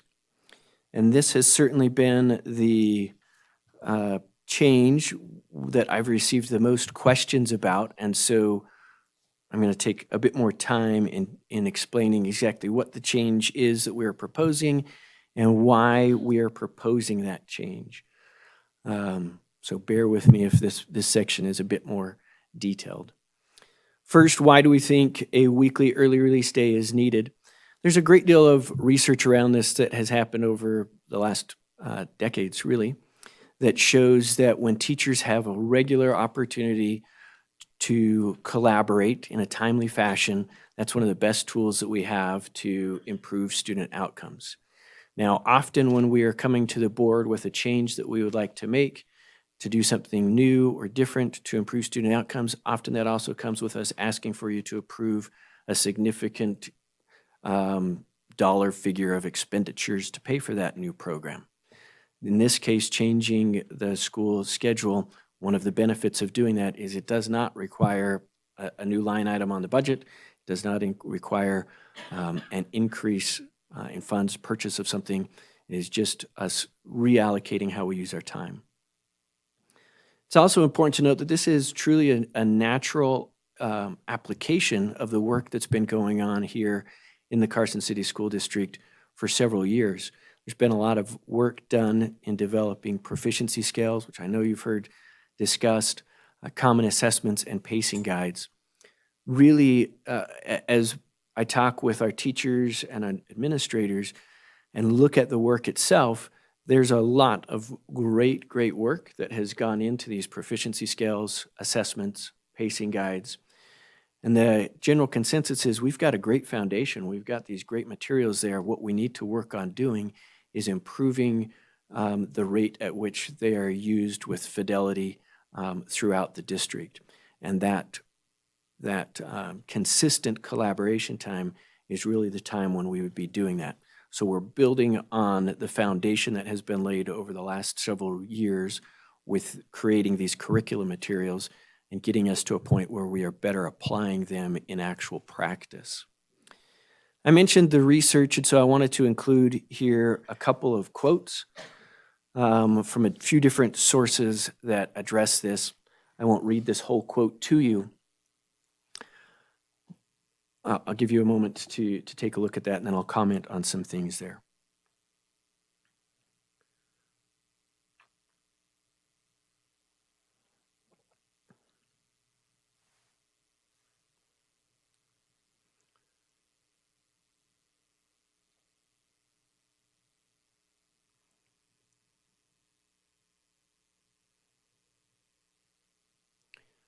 So one of the things that we hear frequently is we hear the American educational system compared with other educational systems around the world and not compared in a favorable way, that our students, our outcomes do not measure up to some of these standardized outcomes in international tests. And we could spend a lot of time talking about all the details of that, but one of the things that we need to look at is, well, then what are those countries, if they are getting better outcomes, what are some of the things that they are doing differently? And there's a lot of things that we could talk about, but one of the things that they're doing differently that this quote points out is that they are spending more time collaborating, the teachers are spending more time in collaborative professional learning. There is a recent study by Stanford University that quantifies that a little bit more. On average, based on their research in the United States, during contract time, teachers have 3 to 5 hours a week for that planning, grading, professional collaboration that needs to take place, which is pretty consistent with the amount of time that we have in our teacher contract. I've mentioned elementary had 45 minutes a day prep period, so that times your 5 days a week, you're less than 5 hours in the week. When they compare that with other countries, one of the countries that is frequently cited as top performing in the world is Finland. In countries like that that are top performing in the world, those teachers have between 15 and 25 hours a week of time without students when they are working on collaborating, learning, grading, planning, preparing. So that is a very different model of the instruction that is delivered. That is certainly not the only difference between what we do in the United States and what is done in other countries, but I think it's a significant one of note here that relates to what we're proposing here. Here's another quote talking about PLCs, or professional learning communities in particular. And again, I'll give you a moment to take a look at that.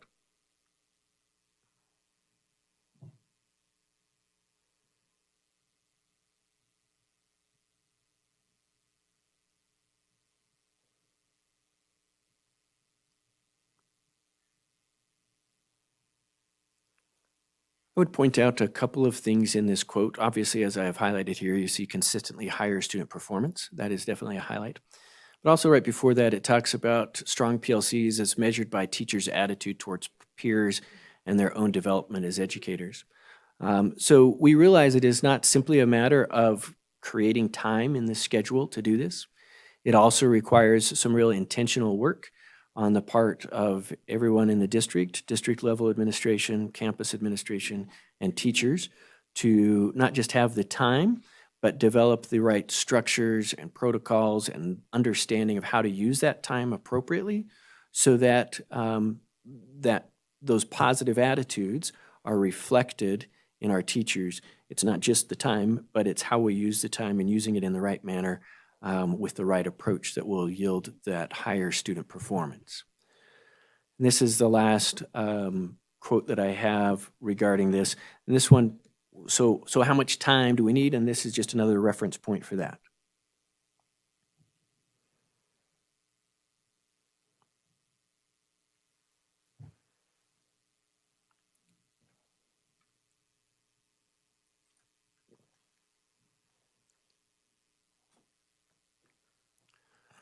So this quote is by an educational consulting firm, and as they mention here, there's not a specific time that say this is what it has to be.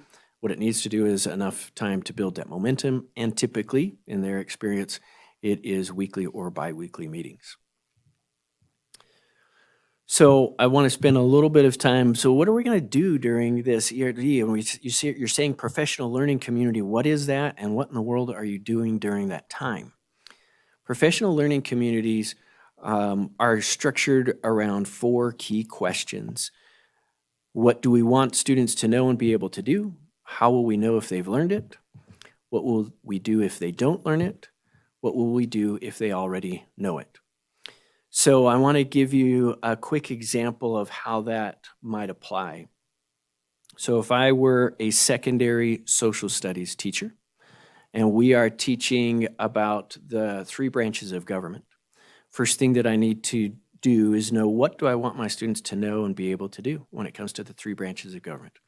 That's where our proficiency skills come in and really lay out for our teachers, this is specifically what needs to happen. So let's say in this case, what I need students to know is separations of powers and the checks and balances that are part of the 3 branches of government. After I finish the three branches of government, we'll move on to discussion of the Bill of Rights. That's my pacing guidance. That's what I need students to know. In a traditional model of education, which I grew up in, maybe all of us grew up in, we would teach three branches of government. We would teach these things that students need to learn, and then we'd go on to the Bill of Rights and whatever else we have in that unit. Then at the end of the unit, we would give the students a test.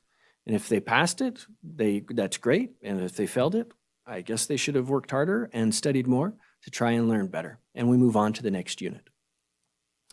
What the professional learning community model says is that's not what we want to do. We don't want to just teach something and then wait for a few weeks and see who passes and fails. What we want to do is we want to do more on-time assessment. So I'm going to teach this part, and on Friday, together with my other social studies teachers, we're going to give a quick quiz, a quick common formative assessment, we call it.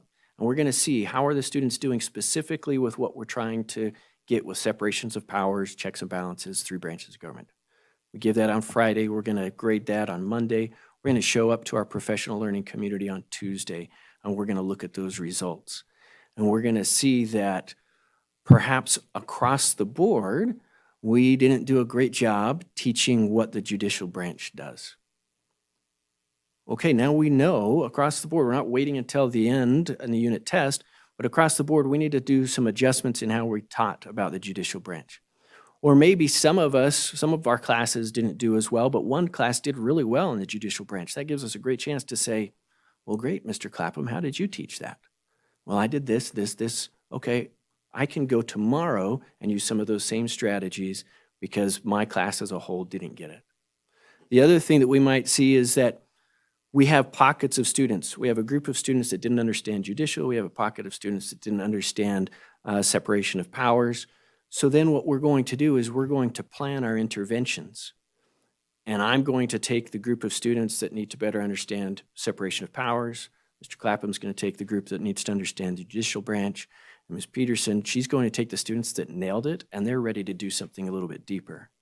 And so our schools have this intervention time built into their school schedule, and they're going to plan on that Tuesday and then execute that intervention and help those students at that time.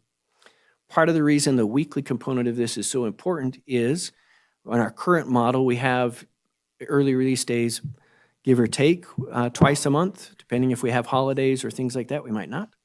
So it might be several weeks until we can get together and discuss how our students did on that quick assessment that we gave. We might find out the same things that we just talked about, but by this time, we've already moved on to teaching the Bill of Rights.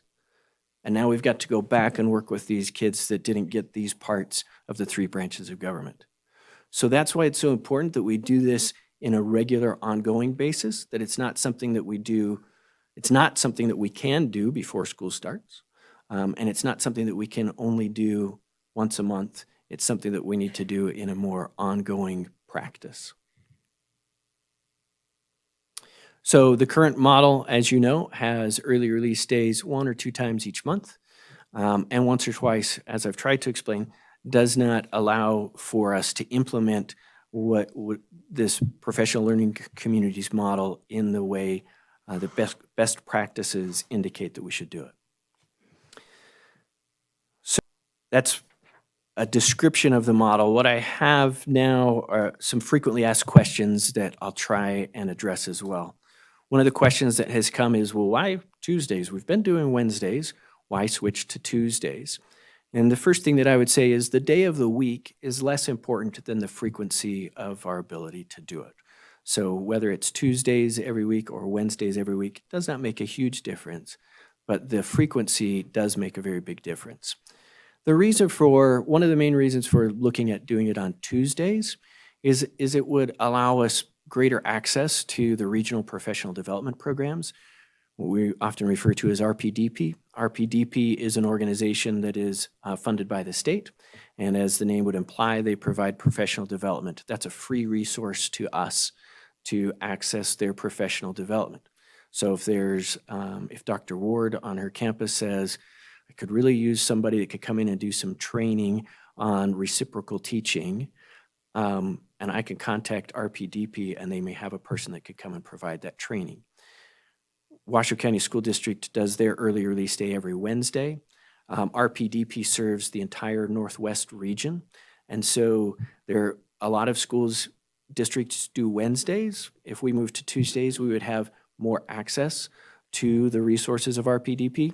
That's the thinking behind going to Tuesdays instead of Wednesdays. But as I said, the day is much less important than the frequency thereof. There have been questions about why not Mondays or Fridays. We view those as the least desirable spots for this, and really the reason for that is decreased attendance.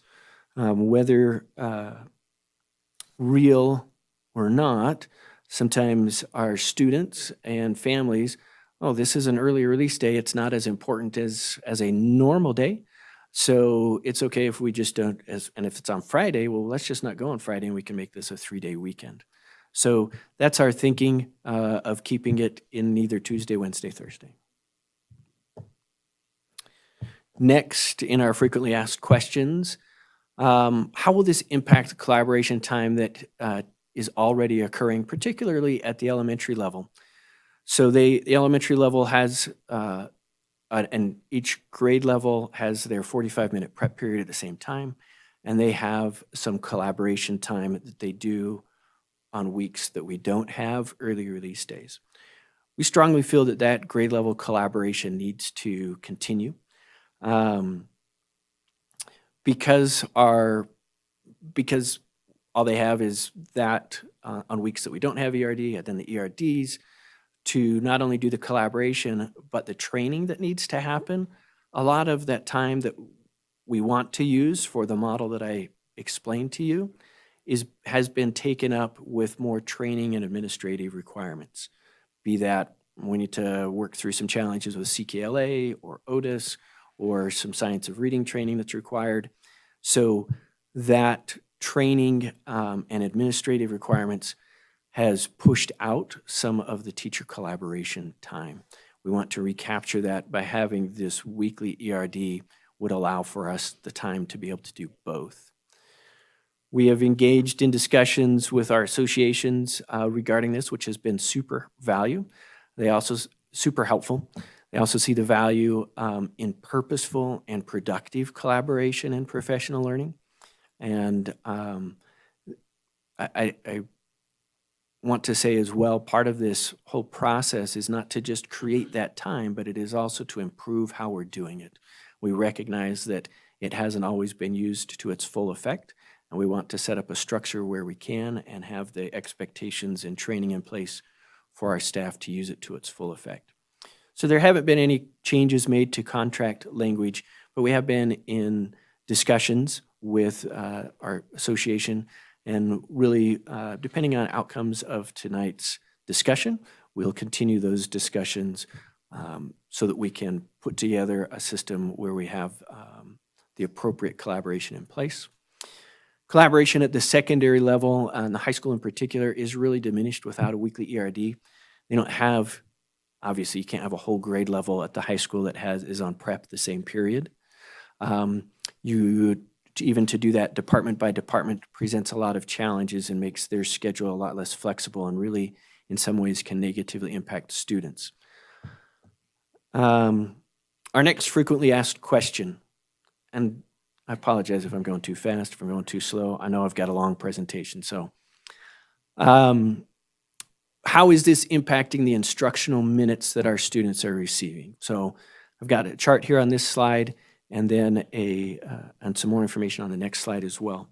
First, I would point out that when it comes to instructional time, like I've said, quantity matters, but so does quality, and we want to make sure that we have both. So you'll see on this chart, first column there, elementary, middle, high, the next column, minimum required. So the state has minimum required minutes that our students have to have this number of instructional minutes for the year in order to meet state minimum requirements. And what I've done is, so this is starting in 23 up through 27 based on our proposed schedule. I'm going to put an asterisk on this because the state has a habit of kind of changing how they define instructional minutes. So the minutes that you see reflected here relate to the minutes that we submitted to the state, but year to year, their definitions sometimes change a little bit. So it's not totally an apples to apples comparison across the board. You can see that our proposal in 26-27 is fewer instructional minutes than we have this year. Although, however, it is still well above the minimum required instructional minutes from the state. I wanted to break this Brandon, down a before little. you- before Go you ahead. on, I'm sorry, I have a question. Why the reduction in the minutes, instructional minutes? Great question. I think my next slide is going to help to answer that a little bit, Trustee Varner. So instead of looking at the whole year, what I did was, okay, what would be in a 4-week span? In our current model, in a 4-week span in the elementary school, we would have 4 weeks of instruction. We would have, within those 4 weeks, 2 of those would be early release days. So we would have 18 regular days and 2 early release days. And remember, our early release days this year are shorter than what we're proposing for next year. So in that rotation, we would have a total of 7,490 instructional minutes during that 4-week span. What we're proposing, in that 4-week span, we would have 16 regular days, 4 early release days, but those early release days are longer. So our instructional minutes are essentially the same, 10 minutes longer in that 4-week span. So then the question, well, the last form that you showed me, you said that our minutes are going down significantly. So in our current schedule, we have one day during the school year that is a non-school day, and that's our one professional learning day. What we're proposing, we would increase that to 3 professional learning days, but we are also proposing at the elementary level, there would be 4 days of no school when they do the parent-teacher conferences. And we're also adding in that teacher work day at the end of the first semester. So that accounts for a lot of the difference that we see in the total number of minutes. Additionally, when I did this 4-week as if it's an ideal month where you have no holidays and we go to school 20 full days, we realize that doesn't happen very often. On the proposed calendar, you'll note that we have an early release day on every Tuesday. The thinking there is for consistency for families and everyone to understand this happens every single Tuesday, including like the second day of school. Now, on the second day of school, would we be engaging in the discussion that I talked with you about? No, clearly not.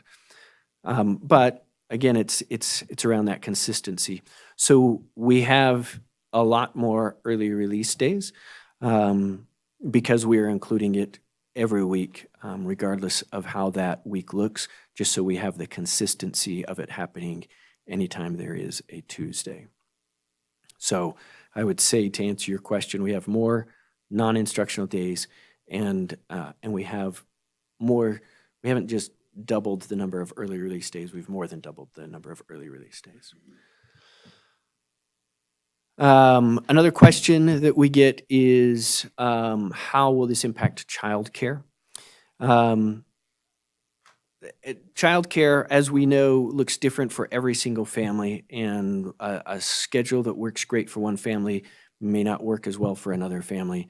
So impossible for us to say how this impacts every individual family. There are a couple of things here to consider. One, it is closer to the regular dismissal time. It's not as big of a shift from, they're not out as early as they are this year.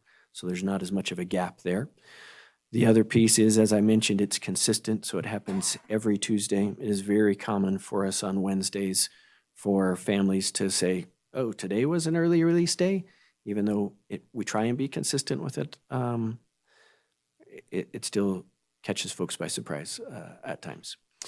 I have also, as I mentioned, been in contact with community members. Like I mentioned with Capital Kids and the non-school days for conferences, they wouldn't really be able to provide the same services on that. When it comes to the early release days and talking with them, as well as talking with the Boys and Girls Club, they said it would have zero impact. They would be able to continue to offer what they're offering now on these early release days. Even some thought that it might be better for them than what the current schedule is.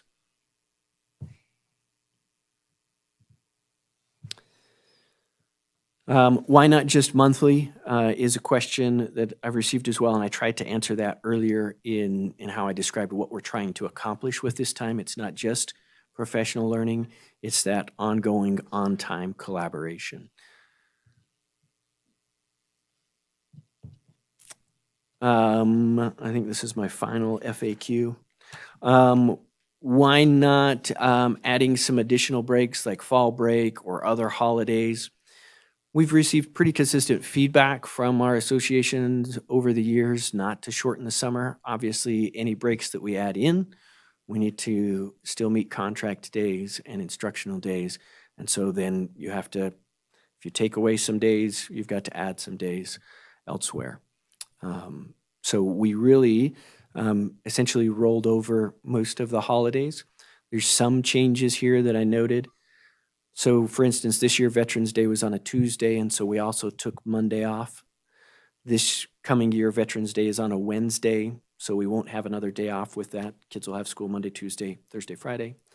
Instead, President's Day will pair an additional day off there in President's Day. As I mentioned, that third quarter or second semester is longer, so giving an additional break there helps to even that out a little bit. We do the same around Memorial Day and make that a 4-day weekend. The last week of school would just be a 3-day week, Tuesday, Wednesday, Thursday, because of Memorial Day. And then both Wednesday and Thursday would be minimum days for all levels. And this is a little bit tricky, but the difference between minimum days and what we would be calling early release days. Early release days would be the times that I showed earlier. Minimum days would be releasing like we do this year. So those last 2 days would be quite short. That allows for some of the celebrations and things that are happening. It also gives some time for teachers to wrap things up, grade, check in all of their materials and get checked out for the year. So quick summary, changes that we're proposing that really relate to our staff parent experience, non-school days for conferences, adjustments to the new teacher schedule, semester 1 ending before winter break, and a teacher work day. Things that we are proposing directly related to student outcomes. From 1 full day of professional learning during the school year to 3, longer early release days, and weekly early release days. All right, well, thank you so much for the comprehensive presentation. I know you spent a lot of time on that, and I appreciate you addressing a lot of our questions that we had previously, and you put it in your presentation, so I appreciate that. However, I do notice that every school board member up here was writing down a whole lot of notes as you were going, so I'm sure we'll have a lot of questions.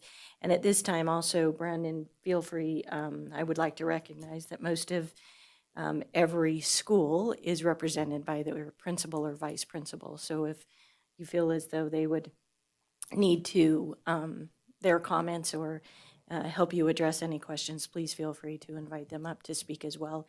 And I would like to thank all of you for coming and representing the schools in which you lead as well. Agreed. So Yes, we're going thank to you. go ahead and start with questions.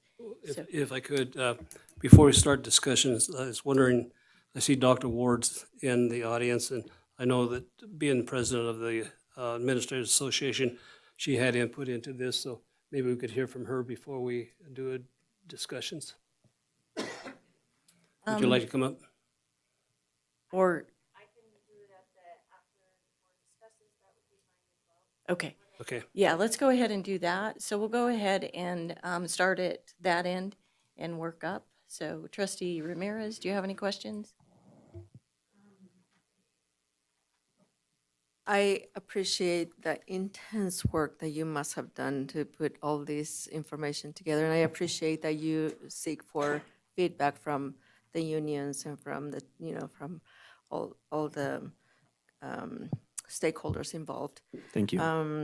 I am still trying to process all of these. One thing that I do appreciate is a consistent schedule so that it will make it easier on the families. I'm thinking that would help the families have a plan, when they're going to need to have a babysitter, you know, for their children. Again, it's a lot to take, so I'm gonna pause on that and then let Okay, my perfect. Thank you. other colleagues provide input.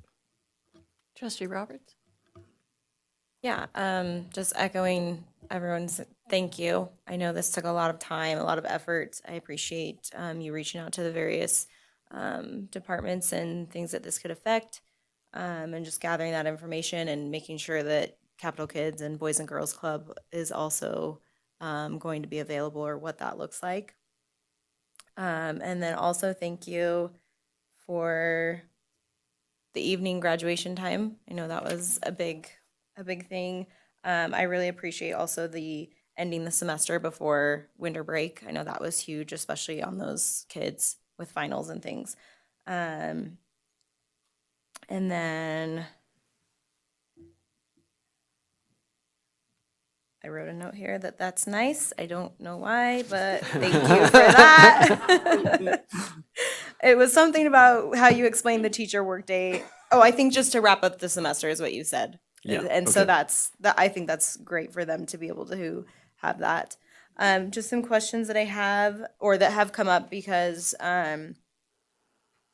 last year it was not a lot of changes made, like you said, just kind of move of holidays here and there. And so it was easy to approve that. And this year it just exploded with emails, social media, whisperings. And so I just felt it really important to dive deeper into this year. And so I talked to lots of parents, I talked to lots of teachers, admin. I even reached out to other districts that follow a similar schedule and kind of what that looks like for them. And so some of the questions that came up with that, well, and before I say any questions too, I just want to say that as a parent as well, I understand the frustrations that some have addressed. And even though I'm a stay-at-home parent, it still has a big impact on my schedule and my appointments and my family. And so I can only imagine what it looks like for parents who are working families. So I appreciate all of the input that they have shared. And so a couple questions that came up as I talked to people. And thank you for outlining what the PLC meetings look like with those four main questions. That was very helpful. Are the parent-teacher conference days also a PL day or a teacher full work day, or what does that look like? So those days are dedicated solely to teachers doing the conferencing with their families. So there wouldn't be professional learning scheduled on those times. It is a contract day for teachers. So teachers are to work those days, but their work is to do the conferencing. We envision there being some flexibility there, perhaps if some parents need to conference more in the late afternoon, early evening, that a teacher could flex their workday and come in later in order to facilitate that type of thing. But their work on those days is conferencing. Great, thank you. And then just also to add to why the Tuesday, as I asked around on that part as well, because like I'm a parent, Friday would be awesome. I get the 3-day temptation. So when I talked to some admin about that, they were saying, by Friday, also the staff is really tired and done. And so it's not going to be maybe as meaningful as it could. And Mondays are just kind of funky coming off of a weekend. And so Tuesday would be a good day to be able to maybe have your collaboration on Monday, go in with your prep on Tuesday, and be able to implement that the rest of the week. So there's just some insight to that. And then a big question was these MOUs, because of the way that the contracts are written right now. They're written that no PLCs can happen on those early release weeks. That's what I understood. And so if every week is an early release week, how are they able to get that collaboration? And so there was concern for that moving forward with this without an insurance that they could really come together and make those meetings meaningful. Yeah, and that's a great question and a great point, and certainly something we've had a lot of discussions about. And we want to be able to preserve that opportunity for the collaboration as it is happening in the elementary. But we recognize we need to work with our associations. And it's, the order of operations, if you will, is a little bit tricky where, we don't want to draft an MOU for something that hasn't been yet. We don't have any feedback from the board as to whether or not we might be going that direction. But then the board's like, well, I don't know if we want to go that direction if there's not an MOU. So we have a little bit of a chicken or the egg scenario. But we've had some great conversations, and we have, as you know, great relationships with our associations. And so we will continue those conversations depending on the outcome of what decisions or what direction we receive here tonight. Okay, great. And I guess I should mention that they were concerned for both of their teachers and their specialty teachers at that elementary level, because they want all staff to be treated equally and still allow those specialty teachers to have that prep hour. Another concern was, do they need to travel? Are they going to be, collaborating with other sites because the time is so short? Plus, if you're helping with pickup Right. And bus duty, then it's even shorter. Right. So that's a great question. And the intent really with this time is for it to be campus-based time. There are some times where where travel might be necessary. For instance, you mentioned special teachers, the ones that teach all of our teachers are special.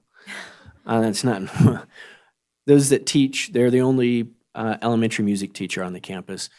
Depending on the collaboration they need to do with other music teachers, that may most of the time would be done virtually. If they decide it needs to be done in person, obviously some travel would be necessary. There may be every now and then something that teachers need to travel for, but really the intent is that this would be focused on campus level collaboration and training. Okay. And then another concern was just the time. Because of that bus and pickup time, it's already pretty short. How are they going to make that time meaningful? And just that concern of it's pretty short. Yeah, and for sure we want that's for keeping avoiding any travel. Part of the reason that is important, and there is work that needs to be done at dismissal with dismissal duty that takes some time. But we still will have about an hour of collaborative time, which with a collaborative session that is well run with a clean agenda where everybody knows what they need to do and we have expectations and norms in place, we think that hour of time would be adequate. However, it is certainly something that we would monitor with all of these changes, that we would monitor and say, did it work better? Are there some additional changes that need to be made? And that length would certainly be something for us to monitor. And it's something that we can engage in more discussions with even now and say, maybe we've extended it too long and we need to cut it back a little bit more. And we have some flexibility still in meeting the minimum state minutes in order to do that. So again, depending on where we go from this meeting, if we continue to discuss and revise, that is certainly something that we can look at. Okay. And then at the upper levels, there was concern on the parents' part with after-school curriculars, with it just not being a lot of time to do anything. They feel like they pick up their kids, they get home, they got to come right back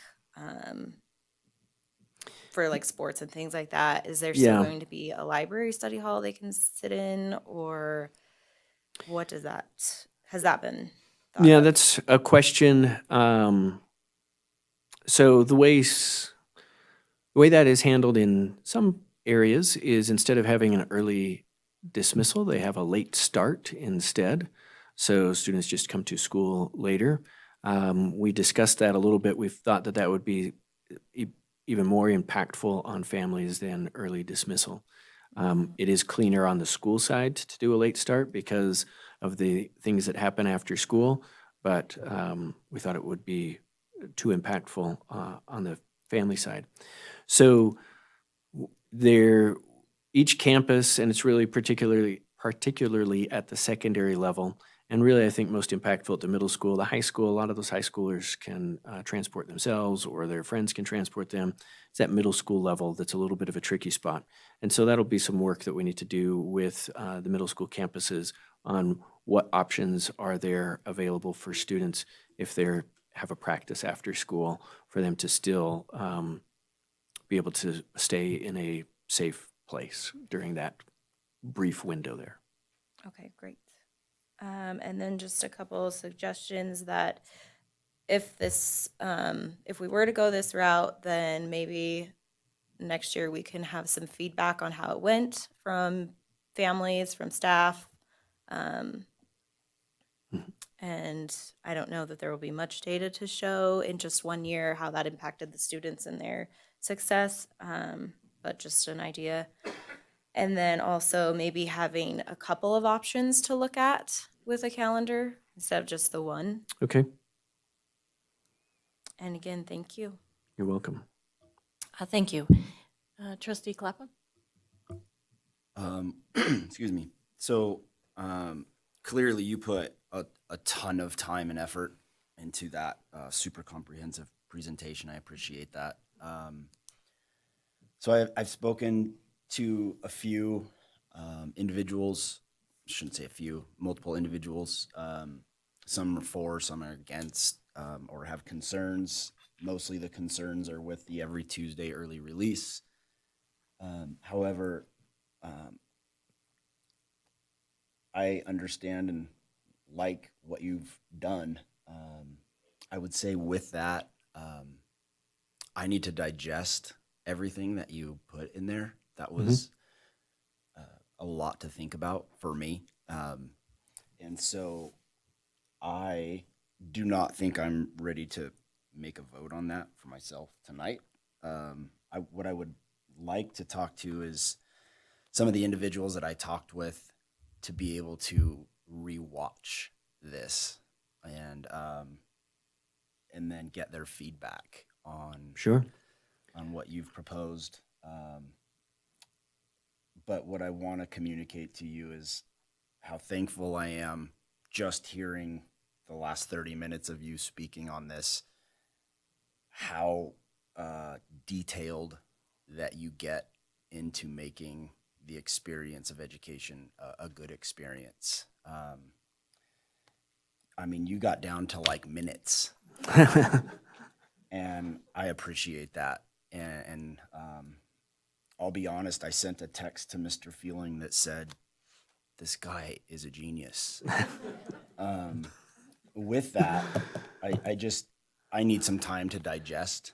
That's totally understandable, and I will send this presentation to Renee and to all of the board members so that you guys can have that to look back Right. at things as and well. so, but again, whether I'm for or against it, I just want to communicate. I appreciate how much effort you have put into this, and gosh, makes me just all the more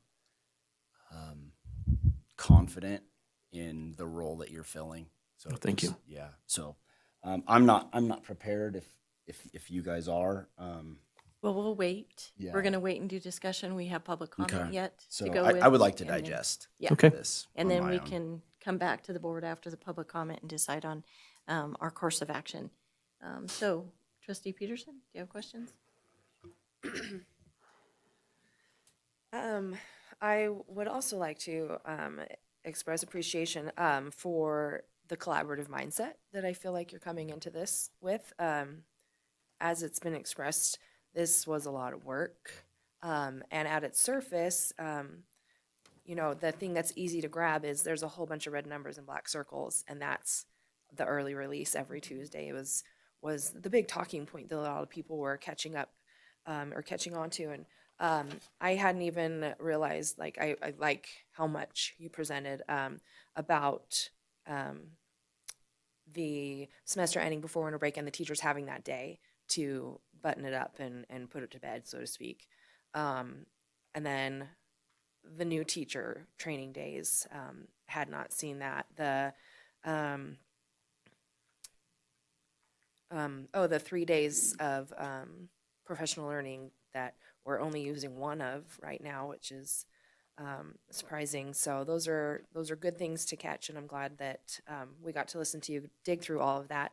And then again, just the collaborative mindset that this isn't being presented as this is it, this is the best way, and this is the only way, so please like it. But I do feel like you're coming to us with like, okay, now give me feedback. Like, where can we polish this? Where do we have concerns? So Sure. thank you for that openness. I also really appreciated you giving us minutes. Like Matt said, not just minutes on the day, but minutes on the year. The requirements, for example, in elementary school, the minimum requirement is 54,000 minutes. And currently we're at over 70,000 minutes. Reduced to the 26-27 calendar, we're at 65,000 minutes.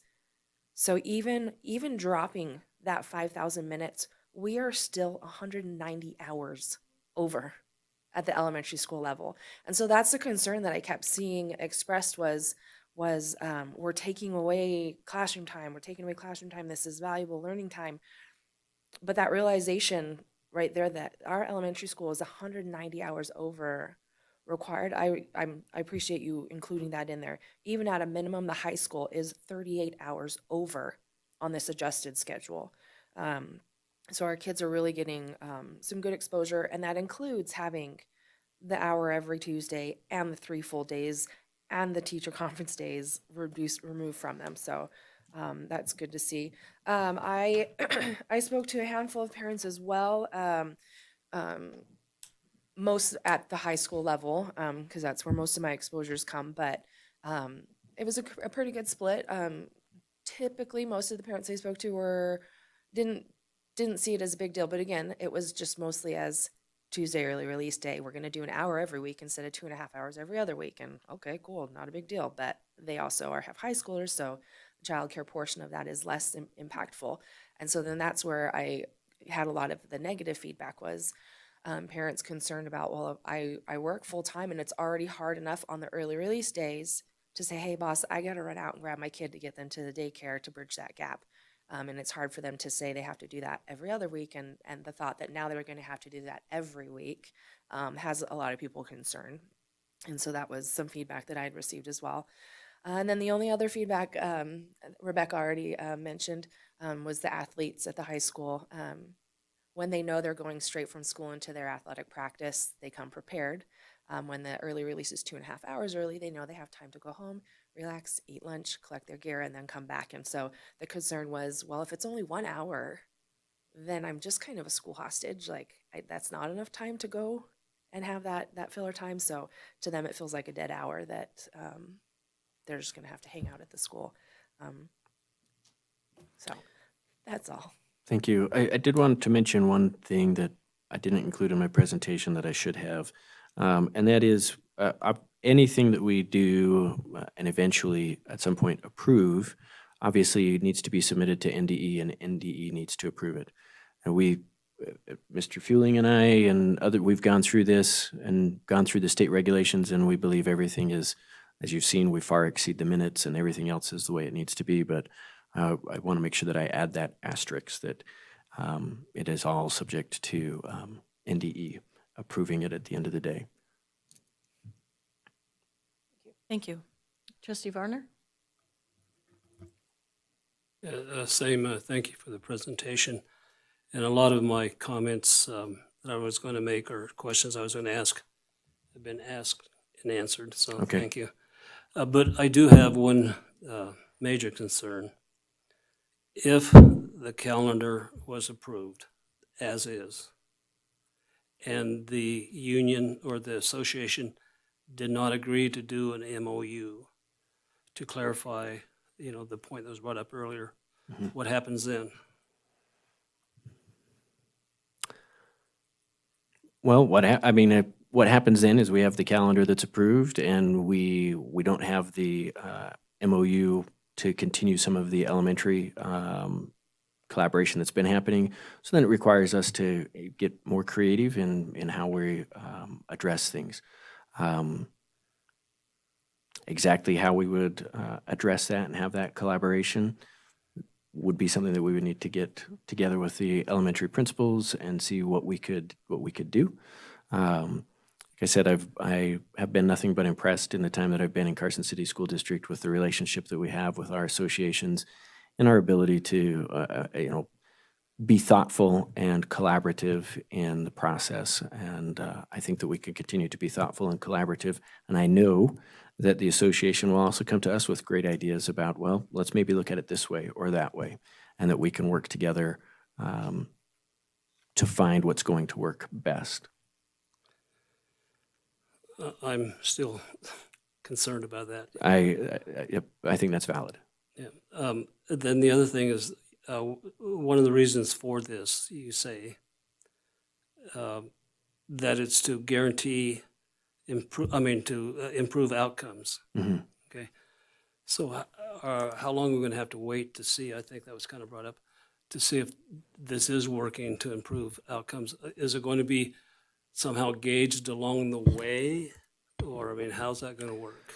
Yeah, it definitely needs to be gauged along the way, and I think that there's a variety of ways that we gauge that. When it comes to student outcomes, we look at things like our MAP testing results. We look at things like our SBAC results. But I think the outcomes that we would see from this, simply looking at those particular indicators, might be a little bit longer term in coming than we want. So we need to also have some indicators that we can look at in the more short and intermediate term. And to me, some of that is feedback from our teachers in how they are viewing the process, how they are viewing what they're able to accomplish, what they're able to do with their students. Are we developing? I go back to one of those quotes that I had there. What are their attitudes towards this time? Are they seeing it as productive? Our teachers, we need those objective third-party gauges like the MAP test and the SBAC, but our teachers are also very good gauges of things that are and aren't working. And so the ability to that is one of our barometers that we would need to check along the way and see their thoughts on how it is or is not impacting students in a positive way. Does that answer your question, Trustee? I think Barnard? so. There's a lot to take in. It's a lot, agreed. And, it is difficult trying to balance the needs of, or the wants of the district with what the public and the parents may need. I am concerned that how much input did the parents have into this calendar? So we did not engage in a formal survey and that sort of a process up to this point. That is not something that we've engaged in, like I said, up to this point. Certainly something that we could engage in if that's something that the board would like us to do as we move forward to gather more of that input. Well, I think that, all of us here probably have received feedback from parents, teachers in opposition to this change. And I'm not naive to think that everybody's opposed to it. I know there's a lot of people that are probably in favor of it. I know we have a lot of people sitting in this room here tonight that's in favor of this. So we got to take that into consideration too. But also, I am concerned too, that somebody brought it up, you have an hour, 30 minutes that they get out early. And we all know that you're not going to go directly there. You have, like you said, you have to dismiss classrooms, maybe have to go to the restroom. How much, and if you're down to an hour, right? Maybe, if you're lucky. Give or take, yeah. Give or take. What are you going to accomplish in that hour? So I can tell you my experience before coming to Carson City School District. I worked at a different district, a little bit to our north. In that district, there is an early release day every Wednesday. School is released 45 minutes earlier than the typical release. So at the school that I was at, we typically released at 2 o'clock. On Wednesdays, release was at 1:15. Took us from about 1:15 until about 1:30 to get done with the dismissal and get into our meetings, to start those meetings at about 1:35. Teacher contract time in that district ended at 2:45, so we had from 1:35 to 2:45 to engage in the collaborative work that I discussed. And I found that that amount of time worked very well. There certainly are times where it was like, oh, we wish we had more time. And, you know, that's a balance. More time in this after-school time means less school time. We shrink down the school time too much, and like I said, then the school time becomes less productive in some ways. So I don't know if the number that we've landed on is the exact right balance. If we need to, and we could look at and seek some more input on that, we could look at backing that up or pushing it out. One of the things that also drove where we put it is where we put it still allows for that same length of a prep period for our elementary teachers to still have their 45-minute prep period. If we back it up so that we have a longer collaborative time, then that's going to shrink the prep time that the teachers have during that day. That might be a trade-off that is an appropriate trade-off, but that was the reasoning that put it where it is. The other thing that impacts the dismissal times is transportation. So we've got to have enough stagger between all the dismissal times that we can do the transportation appropriately. So those two main factors that we look at. But my experience has been that about an hour is a good amount of time. Again, as I said, with the appropriate structure to that, where you've got a clear agenda, you have a clear purpose, and you have clear expectations, you come in and you get to business on doing the work that you need to do. But longer is definitely a consideration we can look at. There's a lot of this I'm in favor of, but some I'm not. One of the things that I would say is with the reduced minutes, the feedback that I've received from the teachers, or a lot of the teachers at least that have contacted me, is they'd prefer to have more time in the classroom, more instructional minutes. And if we're losing 5,000 instructional minutes, I think they would argue that that time may be better spent instructing students. And that's basically the feedback that I'm receiving is they're not really in favor of all these early release days, that they'd prefer to have more time with the students. It kind of disrupts their day, they think, et cetera, et cetera. So I just wanted to bring that up, is I think there may be some argument that we need more time, or not less time, Yeah, I certainly hear that, and that is a valid perspective. I think that my response to that is a few things. One, like I said, it is both quantity and quality that matters. We are significantly over the state minimums. We are also, have schooled, our number of instructional minutes are significantly more than many of our neighboring school districts and their elementaries.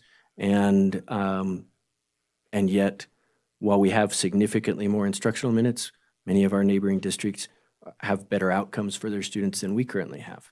So that to me says it may not be simply more instructional minutes. It may be that we need to work on the quality of those instructional minutes, and having some additional time for the collaboration that needs to happen may be what helps to improve the quality of those instructional minutes. I think I'm almost finished here. Sorry for taking so long. That's all right. Just let me check my notes here. You talked about maybe the reason to have these on Tuesday is that you could maybe reach out to the RPDR. RPDP. Yeah, I'm sorry. Close. Good job. Lots of acronyms. See, you Yeah. got a new education acronym tonight. Yeah, I won't Trustee remember Varner. this one. But anyway, I'm wondering how often in the past have we reached out to them where it was a conflict where they couldn't provide the training or on Wednesdays? Yeah, we certainly use them. We used some of the resources from RPDP last Wednesday on our early release day, and we're using some again this Wednesday. So even with it on a Wednesday, we have been able to access some of those resources. So I also know that potentially, and we'll discuss this in the next agenda item, that there's some changes in the budget, which might reduce some of the resources that we have in-house. which might mean that we need to access more of those resources.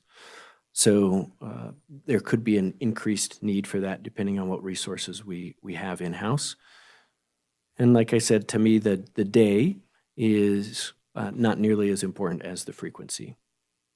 Okay, thank you. You're welcome. I'll just wrap it up by saying that I think I need more time also. Okay, thank you. All right, thank you. Sure. Just a few questions before we go on to public comment.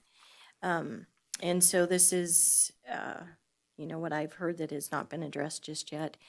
The non-school days, if there's ever an appetite for the school district to take those non-school days and use them in June, so school is out on the Friday before Memorial Day weekend, meaning that would be because you have a 4-day weekend, you bring the students back for 1 full day and then 2 minimum days, rather than just using those non-school days that are randomly, randomly, I can't find one right now, February 12th. Yeah. And so instead of randomly have those non-work school days, move them and end school on the Friday before Memorial Day weekend, have that be the last day of school. You also mentioned that staff members were asked about this as well, and I just wanted to ask whether or not those staff members that were asked to participate and get their feedback were equal amongst all levels. So you asked elementary, middle, and high school. So again, we did not, with the staff members, we did not have a formal survey or a formal work group that had representation from all of the groups. So the information that we collected was from a variety of conversations in a variety of settings, not necessarily a formal work group specifically for this. So it didn't necessarily include that equal representation. There has been a lot of discussion with the administrators, which certainly has had all of the administrators involved at all of the levels. On the teacher level, we haven't had that formal structure. Okay. So I would encourage, because it doesn't sound like this is, we'll be voting on it this evening, but encourage to, get an equal representation for all levels. You also mentioned that the reason for this is for the early release days were for outcomes. What specific outcomes are you referring to? We just heard outcomes. We didn't hear Okay, yeah, great question. It's increased student achievement really in proficiency and in growth. So the proficiency levels that we see in our different standardized measures and the growth that we see towards proficiency, or if they're already proficient, the growth beyond their current levels. So we want to see improvement in their growth rates, and we want to see improvement in a level of rates of proficiency. All right, thank you. Sure. So at this time, we'll go ahead and open it up to public comment. When you President, well, can I please have a moment to add a couple of comments? Yes. So one of the things that I want to get clarification on is if on those with this proposed schedule, will the teachers be allowed to flex their time to meet with parents in the evenings? Did I hear that correctly? On the parent-teacher conference times? Yes. Yes, and that would be something too that we need to have discussions with our administrative association and our teacher association with that flexed time to make sure that there's still administrative support there for that whole time and that the right support and accountability measures are in place. But that is something that would be the intent, yes. Okay, great, thank you. And the other question is, were the leadership groups, the student leadership groups, able to provide input about this proposed schedule? That is a group that we did not solicit input from directly, was the student groups. I would encourage that students Okay. are also able to provide their input. Thank you. Thank you. All right, thank you. So at this time, we'll go ahead and open it up to public comment. If you could, please come up, take a seat, press and make sure that it is green. You will have 3 minutes. If you could be watchful of the time that our trustee Peterson sets for you. Each of you will have 3 minutes. Please note that, one, we appreciate you coming, and we appreciate your public comment, and God bless those 2 children for sitting through this, so God bless them. But they are actually very well behaved. So, and then if you have additional that you were not able to, then please make sure that you can always email it to Renee, and then she will make sure that all of us board members receive it. So if you could please come up, and it is now open for public comment.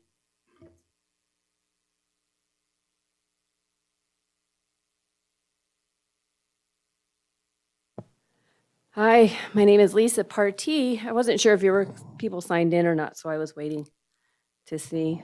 Sorry. So regarding the early release days on Tuesdays, I think that's hard enough for people to scramble to make the special arrangements every other Wednesdays, and now to make it weekly is asking way too much of the kids and parents and guardians to keep the it's just asking too much of them. We want them to keep the kids in the classroom to learn.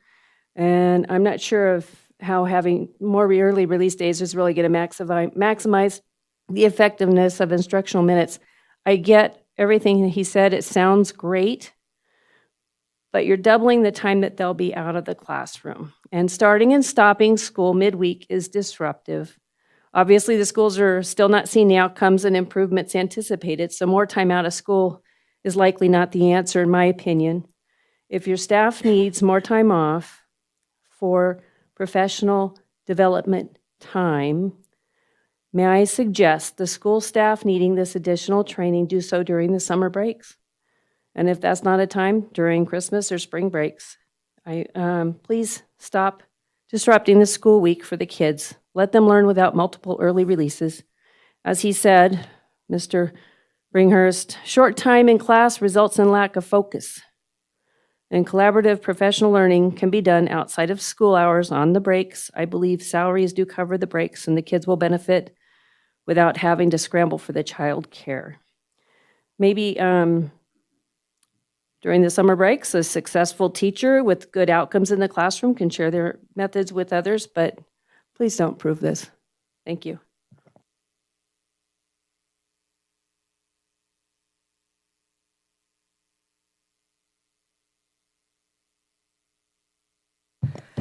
Good evening. My name is Darby Beckwith. I am the Theater Arts and Film Studies teacher at Carson High School.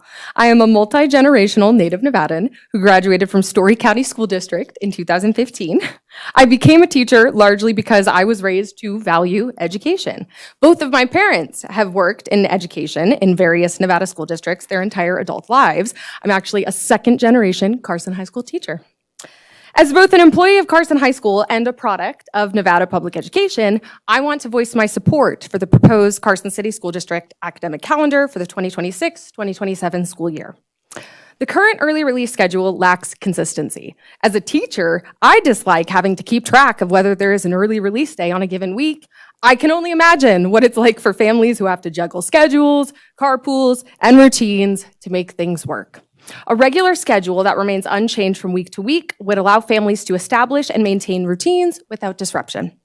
So if it causes a disruption to families, why do we do it? We advertise that these days are for teacher professional development, but what does that really mean? What does it look like? What seems to be commonly misunderstood is why we make this investment of time. Early releases create dedicated space for our teachers to learn, refine, and grow together so instruction stays sharp and students stay at the center of every decision. During these afternoons, teachers meet in professional learning communities, PLCs, small groups organized by subject or grade level. PLCs follow a continuous cycle that mirrors what we ask of our students: identify clear learning goals, design ways to measure growth, study real student work, and adjust instruction based on what the data reveals. This is not check-the-box planning, it's professional problem solving. Teachers dig into pedagogical strategies, compare approaches, explore emerging research, and talk honestly about what's working and where challenges remain. They bring forward the needs of actual students by name, by strength, by confusion, and collectively design ways to support them. It increases educational equity for all students and provides teachers with valuable collaboration and support. If we want our students to succeed, we need to provide teachers with meaningful time to create unified educational practices. And that's what early release time provides. It's not time away from students, it's time invested in them. I believe in the work our educators do every day. I trust them and I respect them. Approving the proposed calendar would protect this valuable time for teachers while providing more consistency, especially for families. So thank you so much for your time.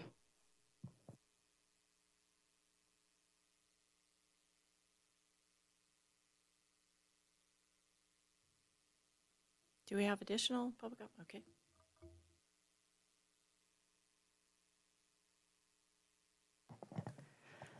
Members of the board, thank you so much. Jennifer Ward for the record. Thank you, Mr. Varner, for your invitation. As the president of the Administrators Association, I also believe that Mr. Brian Wallace could be at the table with me because I think part of it is that collaborative effort. As Mr. Wallace and I have enjoyed many an hour of good conversation.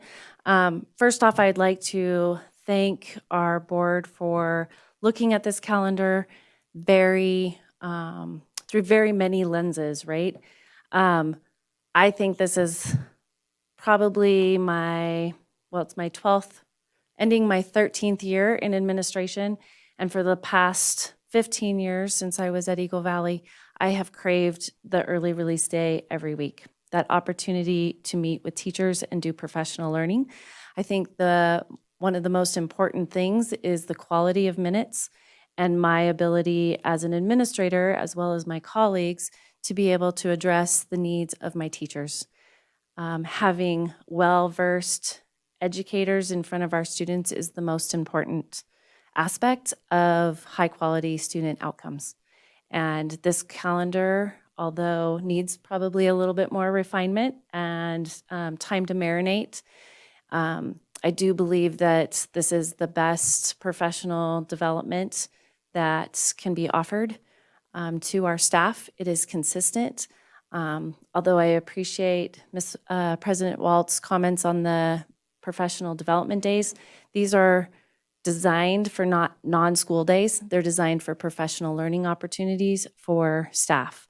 And so having those consistently spread out throughout the year provides that ongoing professional development. I cannot imagine doing science of reading training on the first couple days of June.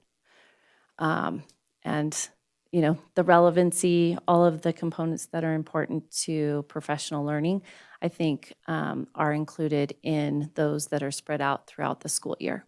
But I am absolutely thrilled that it is the first time we are entertaining this type of calendar in our school district in the history of my time in Carson City School District, so that it's consistent professional development and collaboration time that's built into the contract. I have my teachers from 8 to 3:30, 183 days of the year. That's it.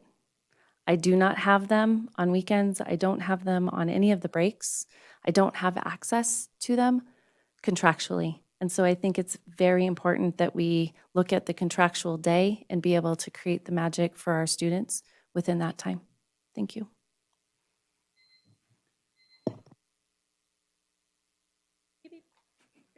My turn. Brian Wallace, President OCA, representing the certified staff in Carson City. Thank you, everyone, board members, President, Superintendent Fueling, and Mr. Bringhurst, because he gets to be on the hot seat this evening, and the calendar is never an easy item. OCA years ago negotiated holidays per se back to the district because they became problematic in trying to work around SBAC testing. You're beholden to the state, and it just became such a pain that we decided spring break, and then it would interfere with SBAC testing. To one point, SBAC testing wound up bookending spring break, unfortunately, because of the way the testing period worked.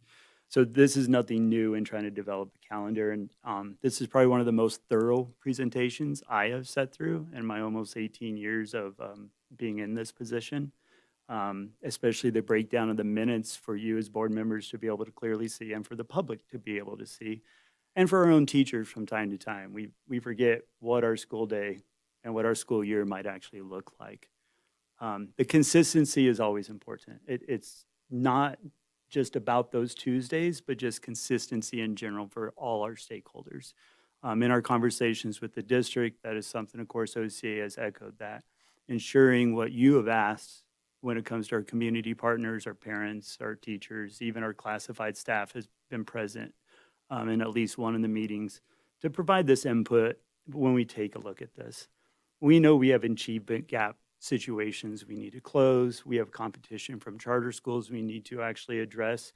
We need to remain the public school district in this area, period. When it comes to PLCs, we've been kind of hit and miss, and Mr. Bringhurst has said that this evening, that in the past, not to beat the past or anything, but just to acknowledge that perhaps all of us from time to time, from the top down, excluding the board since you're not in charge of those PLCs, maybe we haven't utilized them as well as we have. And you're going to have some of that through public comment tonight that will have been submitted online. So there is a little bit of a bad taste out there, perhaps from some of our certified members, but I don't think it's something we can't overcome. I think with new leadership in place for the chief academic officer is going to help tremendously.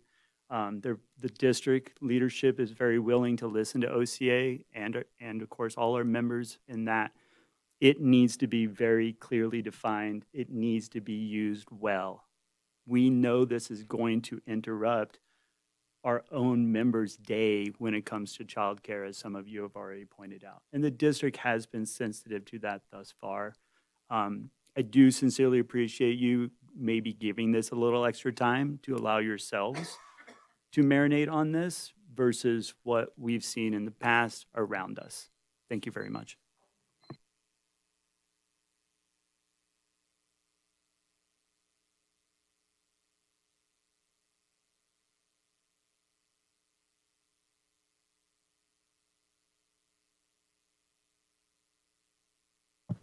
Hi, nice people. My name is Kara Tirado. It's lovely to see you, and I just want to say thank you. Thank you so much, board. Thank you, Mr. Carstens. Thank you, everyone, for even considering having PLCs on a weekly basis.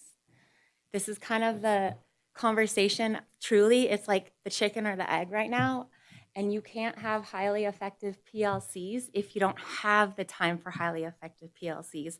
And right now, we have PLCs. They are not highly effective, and they can't be without the investment of the time. I come from a school district, just like Dr. Ward was saying, that she has wanted highly effective PLCs. Growing up in the school district I came from professionally, I've wanted them since the minute I got here. And I actually made, I'm not joking you, I made Carson High School bell schedules. They are in my Google Drive. When I was a science coordinator, I gave them to the principal at that time, and there was big backlash because you don't know what it is until you know what it is. And now our staff is trained. And so please, if any of you do not understand like the difference between a PLC and a highly effective PLC, check out Stevenson High in Illinois. It's Adlai East, Stevenson High. It is a fantastic school. It's where the PLC movement was started. I spent an entire 3 days there with my old school district. We were all trained, and it is one of the best learning experiences. It is 100% free to turn into a highly effective PLC. I would like to mirror everything. I want to get your name right. I think it's Bringhurst? Oh, I'm sorry. I meant Beckwith, Miss Beckwith. I would like to second everything that Miss Beckwith said. I would also like to submit that I am currently a Carson Middle School teacher and that my middle school kids deserve highly effective PLCs at the high school. I look at those kids every single day. I am not in a highly effective PLC. I meet with my teacher teams every single day. I am not exaggerating that. We meet at lunch. We meet on the ERD days. We meet on Fridays, and we are still not yet highly effective because we do not have that repetitive and constant time that we can count on. I just want to say that it'll be worth it. You're asking for evidence. The evidence will show up. It might take a year, it might take 3, it might take 5. You are going to see immediate results in different areas that you do not expect. When I was at my old school, about 4 years in, the science department decided to collaborate, and you can't do this. I'd never have time to collaborate with language arts right now.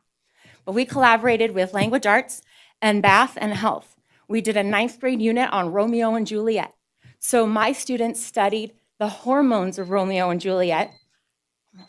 I can end, but please So if you reach out to could- me. If you could, yeah, if you have additional comments, Yeah. please feel free to put them Okay. in writing and submit them. Okay, I'll Thank send an you. email.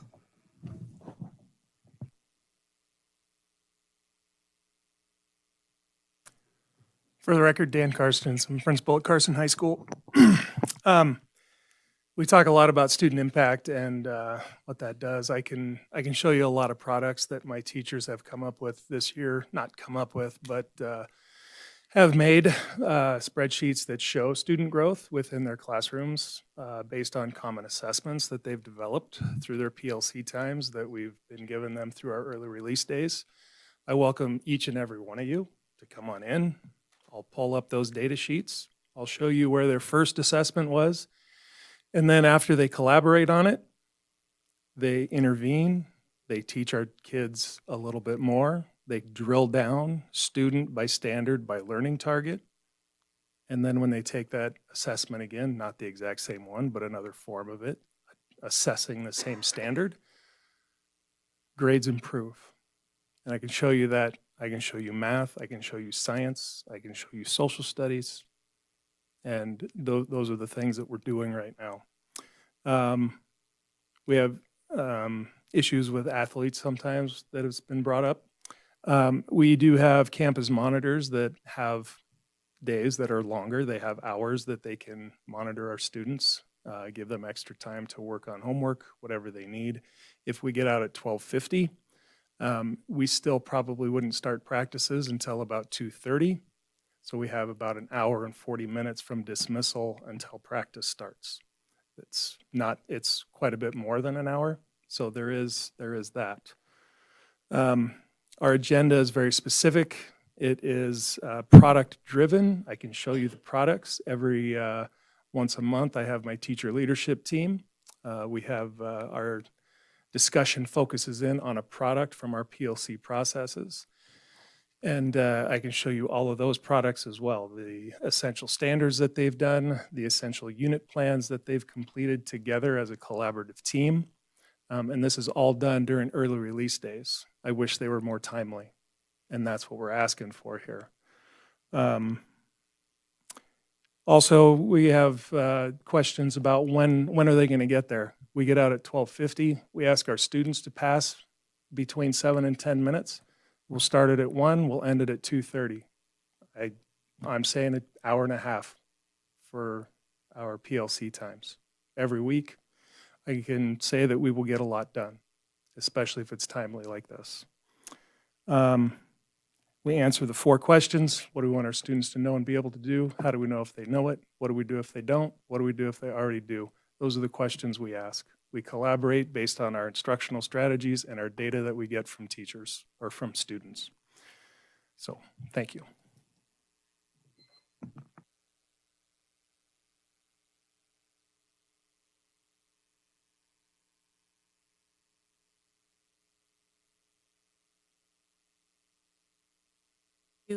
Please make sure the button is green and then state your name. Good evening. My name is Emily Dement, and I am the parent of 2 students in the district. I came with a long statement, and instead of reading my long statement, I actually want to express thanks for the careful consideration that it's very clear you guys have been taking, not deciding to vote this time and delaying it to really think about all of the information that was presented, which was so impressive, and I really appreciate that too, because there's much more to this than just what I understood, which was the every Tuesday, and from my interactions with other parents is really the foundational problem with this proposed plan. The feedback that I've heard and that I've also felt personally is that a lot of times this type of change where it's weekly it impacts most the people who are least flexible, which isn't what we want our families to do, because family stress affects children and has an impact on how they treat and think about education. But really, it seems like this is going to be taken under careful consideration, and I actually just really appreciate being part of the process and witnessing you guys go through it. So thank you very much.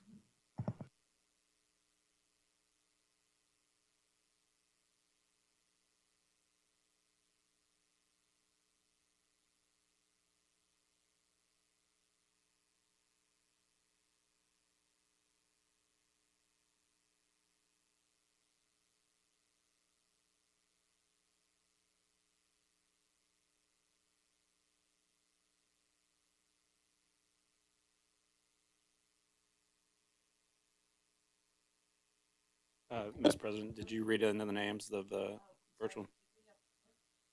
Sorry, Renee, did we have public comment submitted virtually? Yes, President Walt. And on this one, because it's agenda item specific, you really just have to read their names. That's all that has to be put on the record. Okay. So the first emailed public comment was from Andrew Tescarino, and the second was from Christian Maloney. And I'll be sure that the board members receive a copy, and it will be included in the permanent record. All right, great, thank you. So at this time, we'll close public comment. I do have one clarification that was mentioned by Dr. Ward. The 2 days that I was referring to are actually non-school days. I'm not against the PL days. Been there, done that, know how important they are. But it's the actual 2 non-school days that are, they're kind of randomly in there. So those are the ones that I was referring to, just to make sure that you have that clarification on that as well. So at this time, we'll bring it back to the board, and just, you can make comment after this, but what I am getting from the board is the fact that we are asking that that Mr. Bringers brings this back to us at a later date. We are not prepared to take action on that. Is that the sense that I am getting? That would be my preference. And also, I think somebody mentioned maybe an alternate to this calendar for us to review and. Yeah, so at this time, so it does look like that we will not be taking action, but I'm going to ask the board that if they do have additional comments, to please make sure that if you would, either mention them to them now or send it to in an email, additional comments or concerns or edits that you would like to see. And when doing so, make sure No, you're okay, you can finish. And Superintendent Fueling gets it as well. But I will recommend a motion to continue the item Right. so that the record is clear. You could take that action, motion to continue this item to a future date with direction to bring back, more information as discussed. So with that future date, though, we do not need to specify it, correct? Because we would like to see that future date be at a meeting that Mr. Fueling is here. Yeah. And no, so, just a future date is fine. You don't have to specify it. But that does make a clean record, and it, as far as like the minutes and the record go, shows the public that it's an ongoing and continuing okay. item. Okay, so before we ask for that motion, does anybody have any more comments or, go ahead. Trustee Varner? One thing that was brought up during the discussion is that right now we do not have effective PLCs. So I guess one of the concerns that I would like to see addressed is how do we make sure going forward that the early release days and PLCs are effective? Because that kind of bothered me when I heard that what we're doing now is not really working or effective. Trustee Ramirez, did you have something?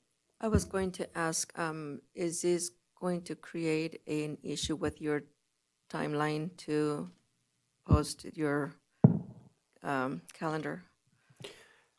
That's a great question, and we do have some time. That's part of the reason for bringing it this early in January, is because that gives us a buffer of time. So we do want to get a calendar approved as soon as possible because it impacts a lot of things in our community. Whatever we approve, we want to do it as soon as possible so families have enough time to plan and prepare, and so that we as a school district have enough time to plan and prepare, for instance, the things that Trustee Varner was mentioning, that we've got the right structures in place so that we have effective PLCs. So it is fine to move it out a bit, and I'll work together with Mr. Fueling on a date. And if I could, President Walter, I want to make sure that I'm moving forward, as I move forward, that I do it with what I've got here. So if I could kind of summarize my plan moving forward, it is that we want to solicit some more input from some more parties, students, parents, as well as staff members. We want to engage in some more discussions with our associations.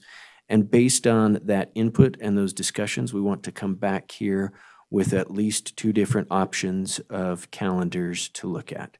Is that's what Yes. I'm not, correct me if I'm wrong, but I'm not getting from you, we want a different calendar that specifically has X. You're not telling me that. You're just telling me gather some more input, and based on that input, put together a couple of different calendars. Yes. Okay. That is correct. President or Trustee Varner? Yes, if I could, just to clarify, when you come back or when we continue this, what would be helpful for the board is if we knew that that problem with the MOU is Okay. taken care of. So that would make it easier for us to vote on, because I hate to vote on something that we don't know what's going to really occur in the future. Okay. Thank you. I was just going to second that with Trustee Varner. And then also, could you explain to me again the minutes, like what that looked like? You had the slide. Maybe go back to that. What they looked like. It was less time, but it wasn't actually less time. So I didn't quite understand how that Sure. looked. Yeah, I'd be happy to kind of address that. The number of minutes on the application, what this slide represents are the number of minutes on the application that we submit to the state. These are the total instructional minutes in the school year. And so you've got 3 years of history as well as what we're proposing for next year.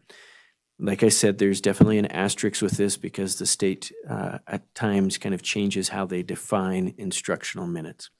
But this is a pretty good representation of what our instructional minutes have been over the last years and what we are proposing they move to. What this slide does is show that because our early release day would be longer, in a 4-week window, it really would be the same amount of instruction, assuming that in that 4-week window, you had, in the old model, 2 short ERDs, in the new model, 4 longer ERDs.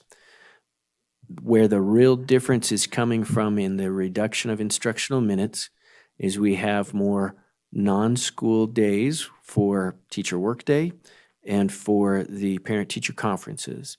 The professional learning days actually count as instructional minutes. So that doesn't impact it one way or another. The other thing is in my hypothetical up here where, not every month is a perfect month. And so for instance, this year in November, we had 1 ERD in the entire month because of the holiday versus in the calendar proposal, there would be 3.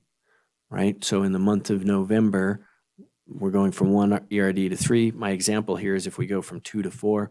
So we have significantly more ERDs, and that does impact our instructional minutes to an extent as well. Does that clarify? Okay. I do have another question. We were told at our last, at our workshop last Saturday that if you don't ask, you'll never find out if you get the answer, right? I learned that too. Good. So I've asked this before, but to another administrator. So I'm going to ask you. This is the first time I'm asking you. Okay. So I have advocated for us to be able to offer middle school students a second parent conference. I noticed that for the elementary school kids, we offer them two different conferences, one in October and one in March. And for the middle school students, we only offer it once in October. I have advocated to offer the middle school students also a second parent conference, simply because I know that our students in the middle school are definitely in need of their parents to be informed of where they are, academically, and I feel that it would be beneficial for our students and our parents to be on the same page. Thank you, Trustee Ramirez, and I don't have a great answer for you. I haven't looked into.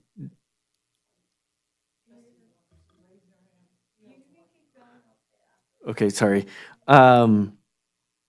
It is something that we can look into and get you some more information on that. You're welcome. I forgot to mention that I'm also in agreement with Molly in moving those random days off to June so that they got out before Memorial.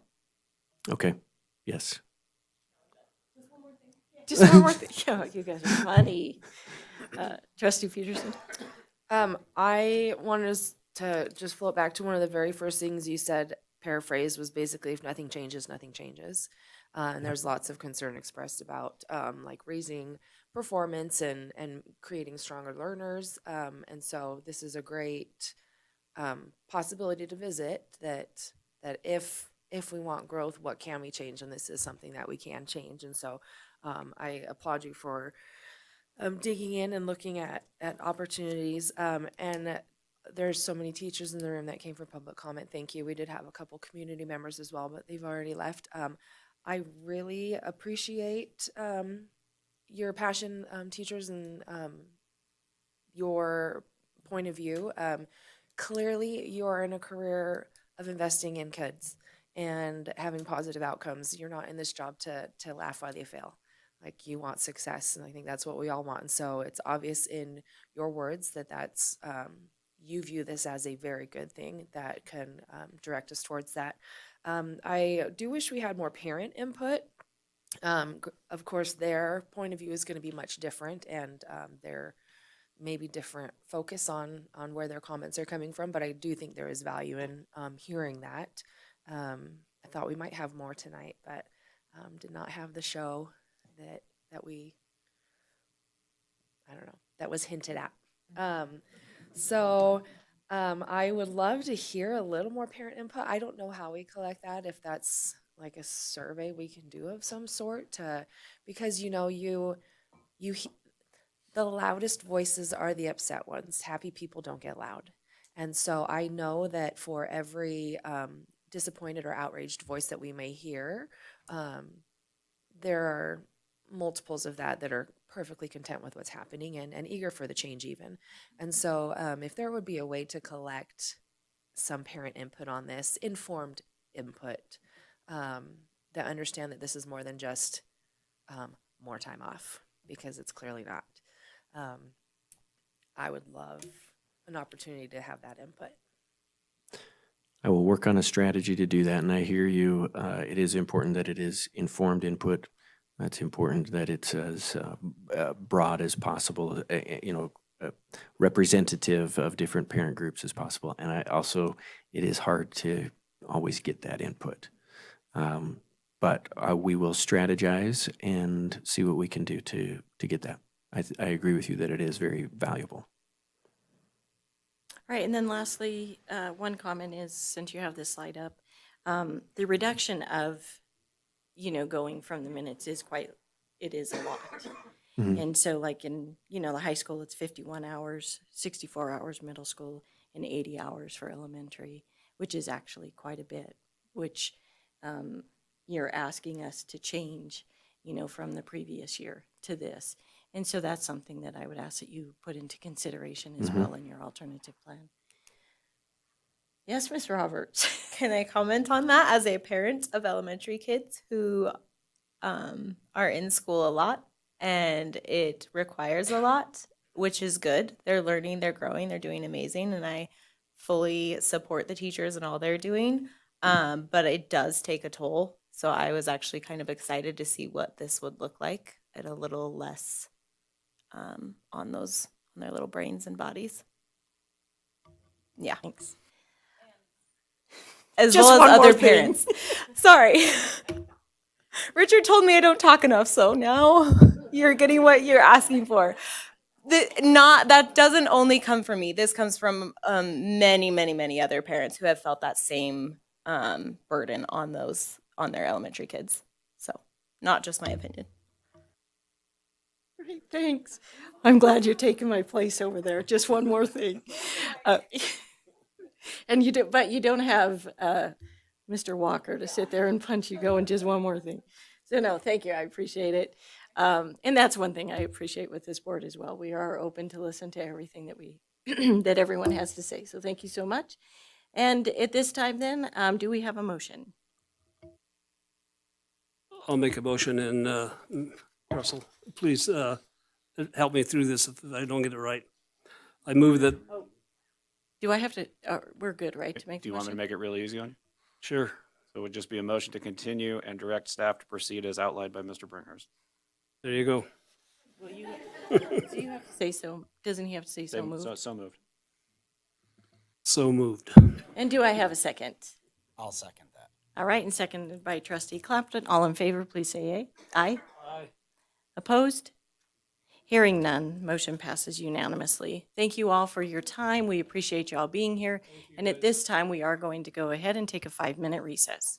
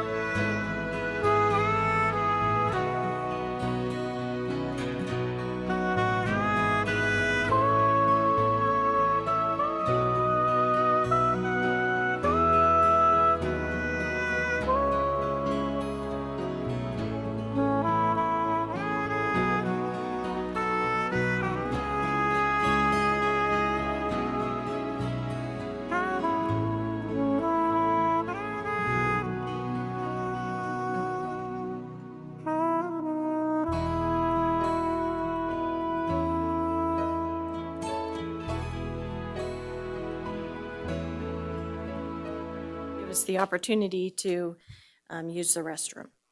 Greatly appreciate that. So we are now on agenda item number 10. This is informational update and discussion on fiscal year 2027 budget for the Carson City School District. This is for discussion only, presented by our Superintendent, Andrew Fueling.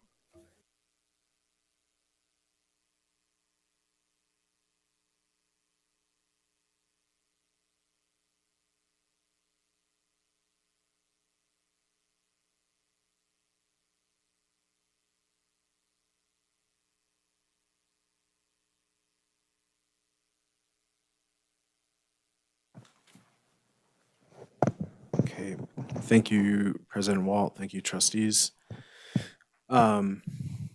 So for the budget for next year, as you are aware, and we have talked about several times now, there are some concerns with the budget for next year and what that looks like. And so I'm gonna err on the side of, well, we're gonna try to go through and explain a little bit of where we are, and err on the side of transparency with some of the discussions that we have had in terms of how to, at least scenarios for how to deal with this. I'll say this again later, but no decisions have been made. But clearly there's significant enough concern that we really have had to dig into this early to try to figure out how to make adjustments to deal with some of those concerns. So first, kind of the big factors that will come up here, per pupil funding, we've talked about that. And I've said this before, say it again, we have a revenue problem. And I'll show you a little bit of what that means. Student enrollment, as we have talked about, student enrollment has been declining in the district. And so that there are implications in terms of funding related to that. State and federal requirements, I guess, that's really there just to express, I guess, some frustration sometimes because there are things that we have to do that also can impact decisions on how we have to allocate resources. Funding volatility, I'll show that on this graph. One of the frustrating things, and there's moments when you feel like there's kind of a blessing with changes in funding, and then moments you realize that it actually causes quite a bit of chaos in terms of the best way to be able to budget is on relatively stable, predictable funding sources. And that is, it's really hard when you don't have that to try to put together long-term plans for sustainability. And then wrapped in with all that, we continue to hold to the strategic plan values we have as a district and the future state we would like to see. This is going to be hard to read, and I'm struggling right now, but this is a graph. Mr. Varner, thank you for getting your glasses out. Yeah. So this is something I share usually around legislative time, but I think it's a good time to bring this back. This is the history of per pupil funding increases that we've had over the last 50 years. And the point to this, the point I always try to make with it is, if you look at the green line and the gold line, there was a point in time where the average increases were near 9% every year on average. And then you end up going into the next 30 years and it's declined quite a bit, and then the 2010s were horrendous. You do see a bit of a bump in FY22, but it wasn't real because there were a lot of state grants that just got put into the larger pot of money. So it looks like there was an increase, but really it was just that a lot of state grants went away. But there's one very noticeable bump in FY24 that we all celebrated immensely when it happened. and a reasonable bump in FY '25. Now, this is an old graph I've taken here, and I don't have the current school year and next school year built in yet, but it would not look like a continuation of 24 or 25 for that matter. It has dropped back down significantly. And so it's frustrating again when you see that it appears like there is a real move to change what has been happening, that you kind of you make some adjustments in how you think about things and how we plan for things. And then for that to immediately fall off again, it is really a very frustrating place to be. And it's really unfortunate because it ends up being very impactful, not only on our district and all districts in Nevada and our staff, but our students in the end are the ones that get impacted the most. This is another graph I share often. So this one, it's kind of a strange one. The first year across the bottom is 1970, and then it jumps to 2020. There's so many years, I don't know. This is the way that I create it, and this is how I share it.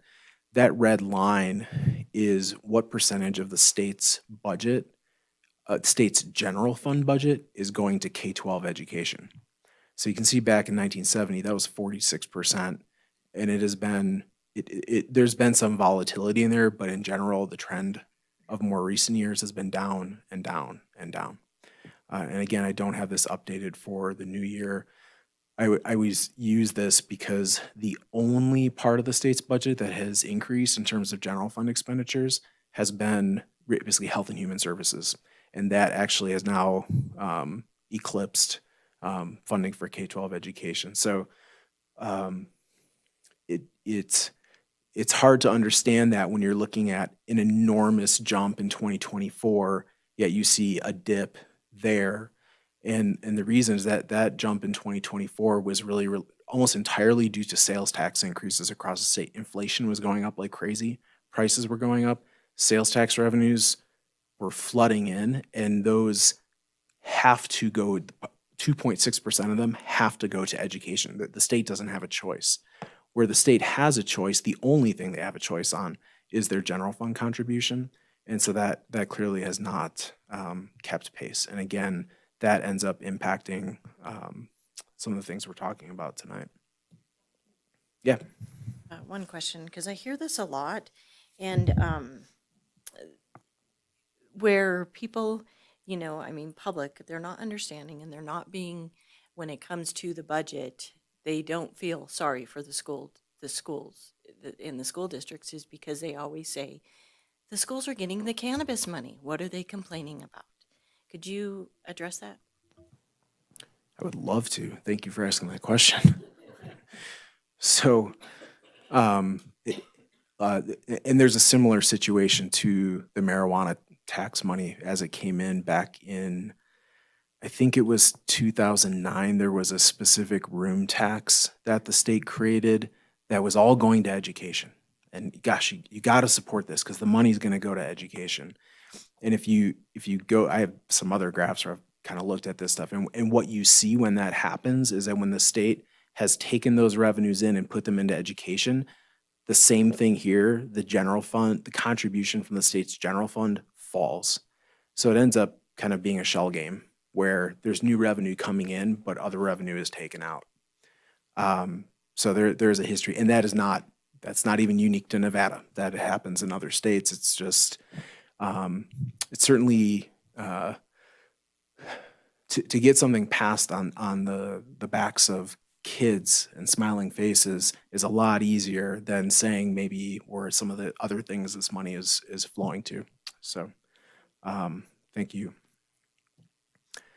This is historical enrollment, and you've seen this before in the past, but just kind of, again, expressing the impact of what has been happening over time. And declining enrollment is not necessarily something new for us. As you can see, you go back to 2003, 2004, there was already some decline in enrollment, and the impact of the Great Recession getting into 08. We did have some return for a number of years. But then now we are seeing again that decrease. And so our enrollment is effectively where it was back in the 1993-1994 school year. Some of you may have been attending Carson High School at that time. So when you're talking about what matters in terms of determining revenue, the fancy term for the per pupil amount is the adjusted base per pupil. We just call it per pupil funding. You may hear the term average daily enrollment. The easy way to think about that is just it's the number of students. And so what we have for this year, our per pupil was $10,119. The prior year was $10,114. So we had a $5 increase. And the number of students that Mr. Winward budgeted with, that's the kind of the base amount of general funding. There's a little bit more I'll show on the next slide. But you can see the impact looking at next year now that we've run our enrollment projections. We're expecting enrollment to decrease. And again, we saw this even back in at least the mid 2010s, the early 2010s. We started seeing a decrease in the number of elementary age students coming into the schools. And so as you're having these larger secondary classes falling off, graduating classes, they're getting replaced by smaller kindergarten classes. And so that's not unique to us. That's not unique to Nevada. That's not unique to America. That is happening all over. We just know that there are, fewer kids in families, I think, in general. There's other variables that play into it, but that clearly is a factor. But so even with the per pupil rate increasing next year by a larger amount than it did from the prior year, it's still not substantial, I would argue. But the impact then of having the declining enrollment, that number falls more. And I should say, we have been working on those enrollment projections and trying to fine tune them. And they seemingly, as we have been doing it over the past months, they just have been going in the wrong direction. And they are certainly lower than we were thinking even 3 months ago or 4 months ago. So on the left, you have current year. On the right, you have next year. When you add up all the items that flow into the general fund current year, you're expecting about $80.8 million. Next year, that's about $80.1 million, so it's less revenue. The bottom in the red are expected expenditures if nothing change, if everything from this year carried to the next year. And so the dollar amount for total expenditures was about $84.7 million this year. The budget that was approved had a structural deficit. And again, we have general fund reserves. We have fund balance. We are in a very good financial position overall. And so that in approving that, and I'll talk a little bit more about that, but we know we clearly have reserves to help us cover that. Looking into next year, that expenditure number has increased, which we expected. It's as that has increased in the revenue, but the revenue number has decreased over time. We are seeing a much larger difference between expected revenues and expenditures for next year. Yep. So I thought at the last, when we proposed the budget, when we voted on the budget, that we actually voted, and I thought it was a $5.1 $4 million deficit spending. This is only showing 3.9 deficit spending. And I can clarify. So this, two things that this is not including on either side of this is there's always $1 million in contingency that we budget for.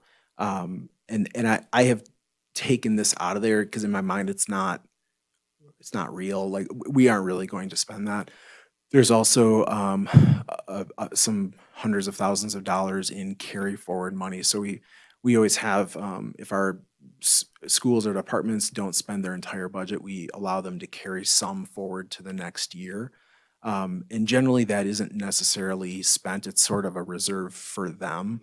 And so that to me, while it could be spent, it is not necessarily going to be. Sometimes they save up for a special project or something, maybe a larger expense, but it is not utilized year after year after year if it is available. So to me, this is kind of taking those two things out of the equation, and this is really the getting down to the brass tacks of what are the actual operating costs that we're expecting and budgeting for during the year. Yep. So again, with a strong financial position, and Mr. Winward talked about this when presenting the budget initially, with the budget that the board approved, it's effectively what we call a planned spend down. We know we have the reserves to help cover the difference in between the revenues and expenditures for the current year. And so that's what was approved. And the reasoning behind that, and where we asked you to consider that, is there was still uncertainty with the outcome of the legislative session in June. I think we knew it likely wasn't going to be great, but you never really know till it's over. And unfortunately, you have to approve a budget 3 weeks before that is finalized. So there was some uncertainty there, but we wanted to be able to give also, and I think you also wanted to be able to give our schools some stability in terms of understanding what staffing levels look like, what services would be available. There was also clearly from the board an understanding that while that would be considered for the current year, there would need to be adjustments coming into the next year because that is not a sustainable path forward. So looking at next year then, we're trying to proactively assure that there is a sustainable path.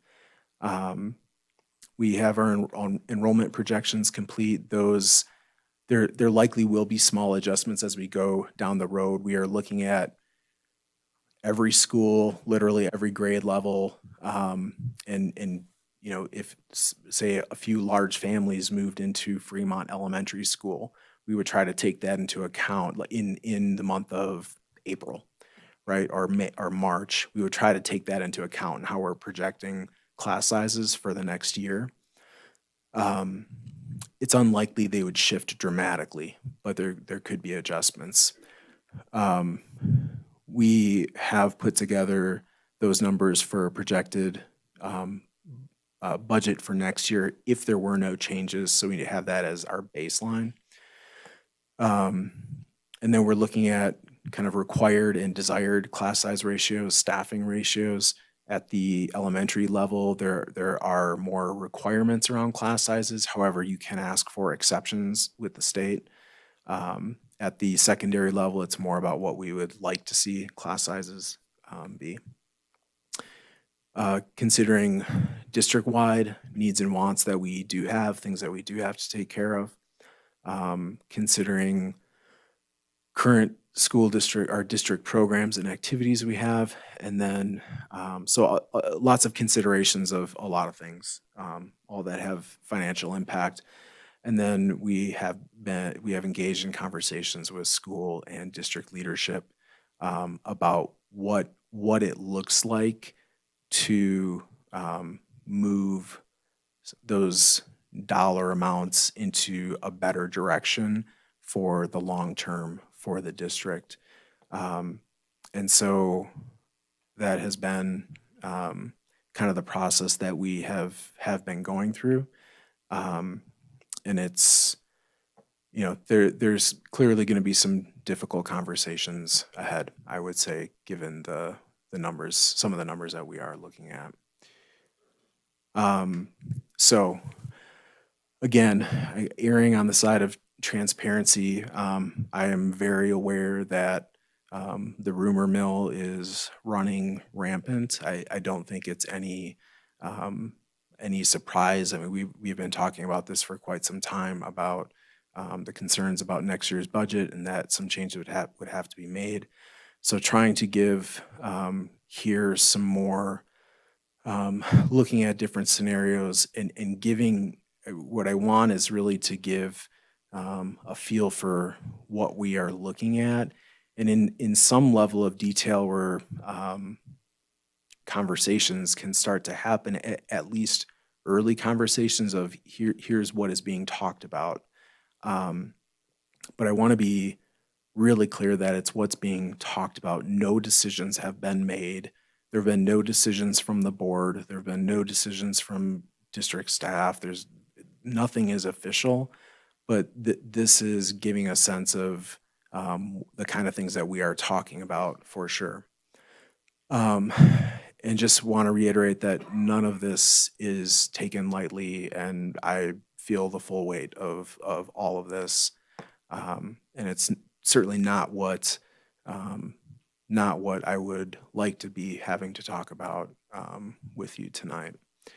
We want to make, again, getting this information out, again, just for some awareness, what some of the conversations are, wanting schools and departments to be able to start thinking about their plans and schedules, and being able to at least talk a little bit more about what's happening. Again, the rumor mill I know is not helpful in any of that.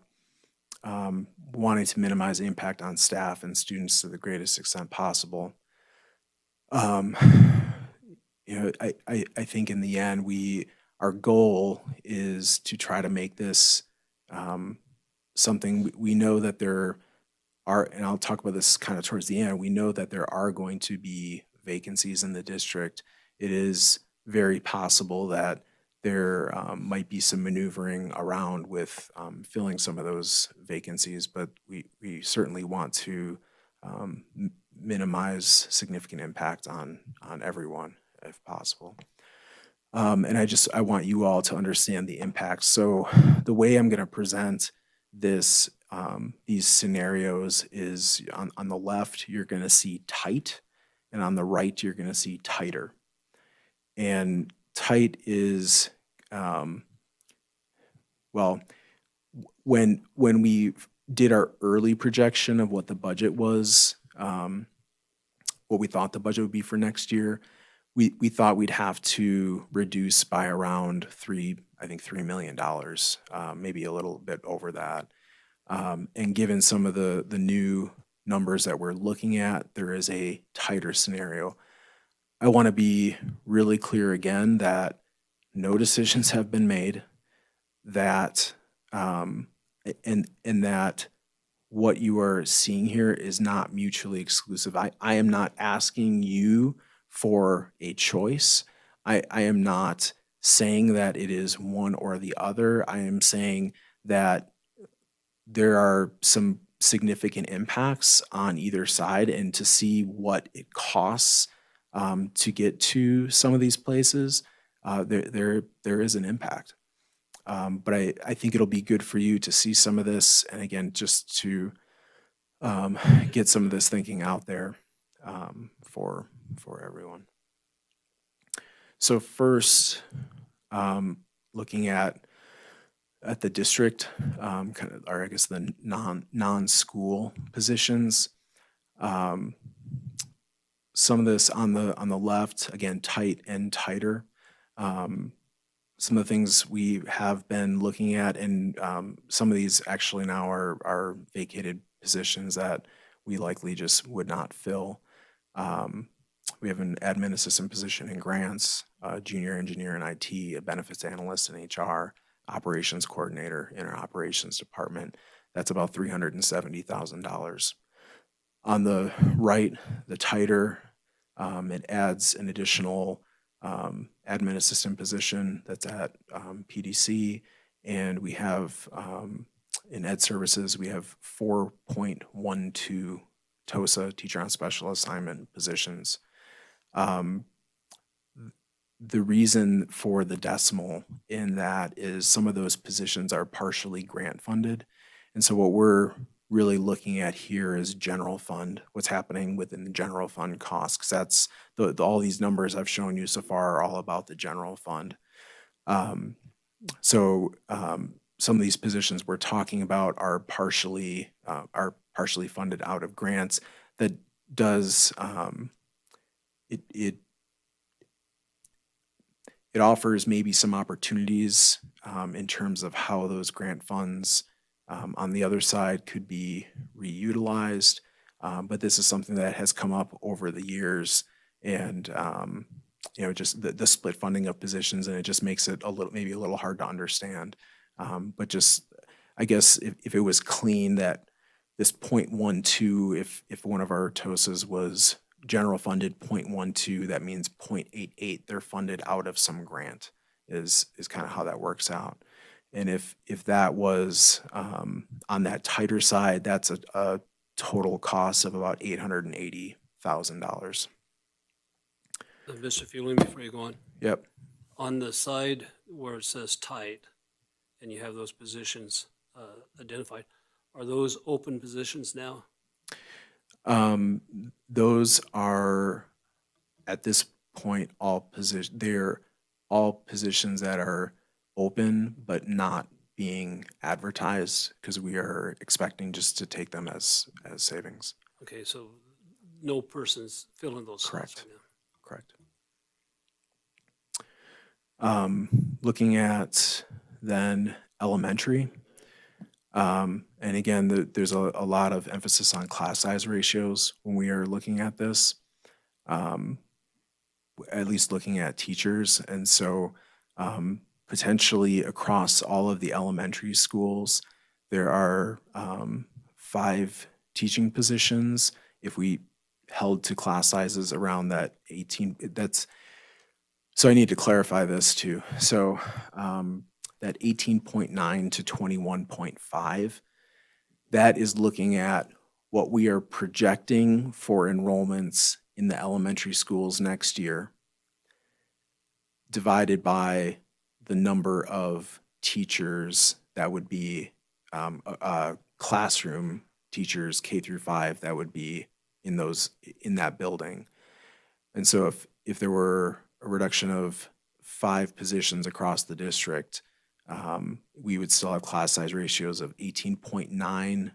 That's the lowest of any of the schools overall, and on the high side, 21.5. And I want to note that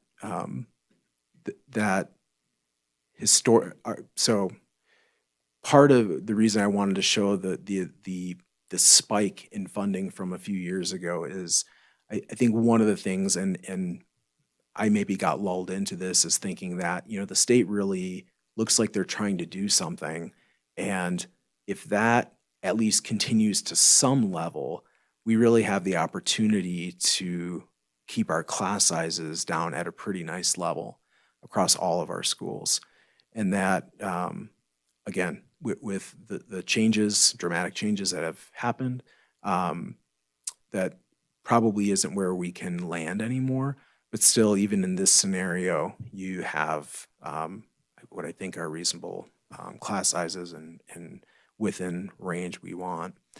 Back when some of this funding came in, we also added these what we call intervention paraprofessionals, or intervention paras. There was 2 given to each elementary school. And really with the idea that it allowed, there was no designated place for them. It was something that our principals, a position our principals could use to support kids in whatever way they thought was best, so giving them some discretion with that. And so that is something that has been talked about in these conversations.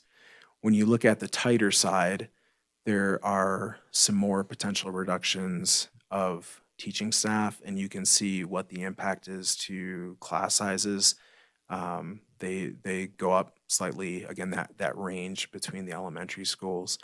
But again, you can see from $1.1 million to $1.7 million in costs there. At the middle school level, looking if there were 3 teachers reduced across all of the middle schools, or teaching positions reduce across the middle schools, what we'd expect to see for average core class sizes. Now, I can imagine that there may be a middle school teacher watching this and thinking those class sizes don't seem quite right. And I think, so one of the things that's really important as you get into the secondary level, it gets a little more complicated with trying to gauge where class sizes are going to be, because sometimes teachers will be used in different ways than just teaching maybe a traditional class in a classroom. And for example, I know some are teaching intervention periods now instead of maybe teaching some other core area classes. And so it can play with that a little bit. But I think I put that up there because then, based on how we try to calculate this, if you increase the number of teachers to 11 at the middle school level, which is a significant impact, you can see what that does to that average core class size. Again, it's not a perfect number. There are other variables that can impact that, but it gives you a sense, at least to some extent, of what the impact would be. The dollar amounts on the left, 360,000, on the right, 1.2 million.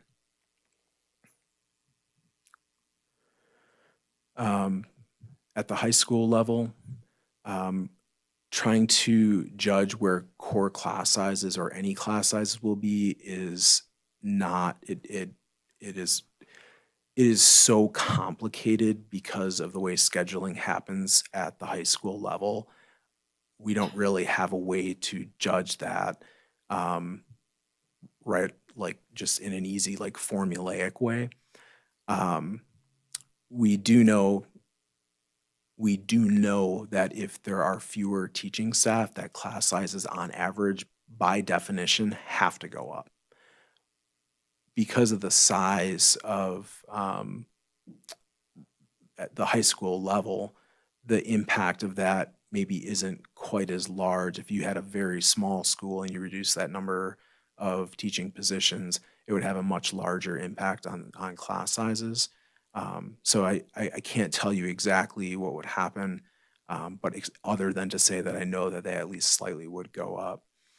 If you look to the right, then under the tighter, which increases the number of teaching positions, we do know that there is a counselor vacancy, and so that has been added in here in consideration for an admin assistant position.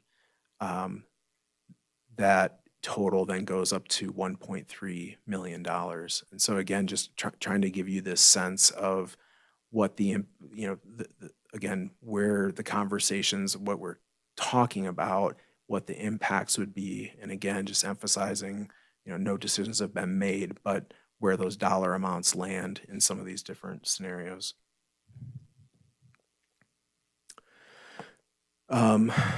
Special programs. So we have kind of 3 here that we are looking at. First, our social workers across the district. So we have 12. That is currently about a $1.3 million cost to the district. The grant funding that is paying for those positions does end at the end of this year. And this is a really frustrating one that I take kind of personally, because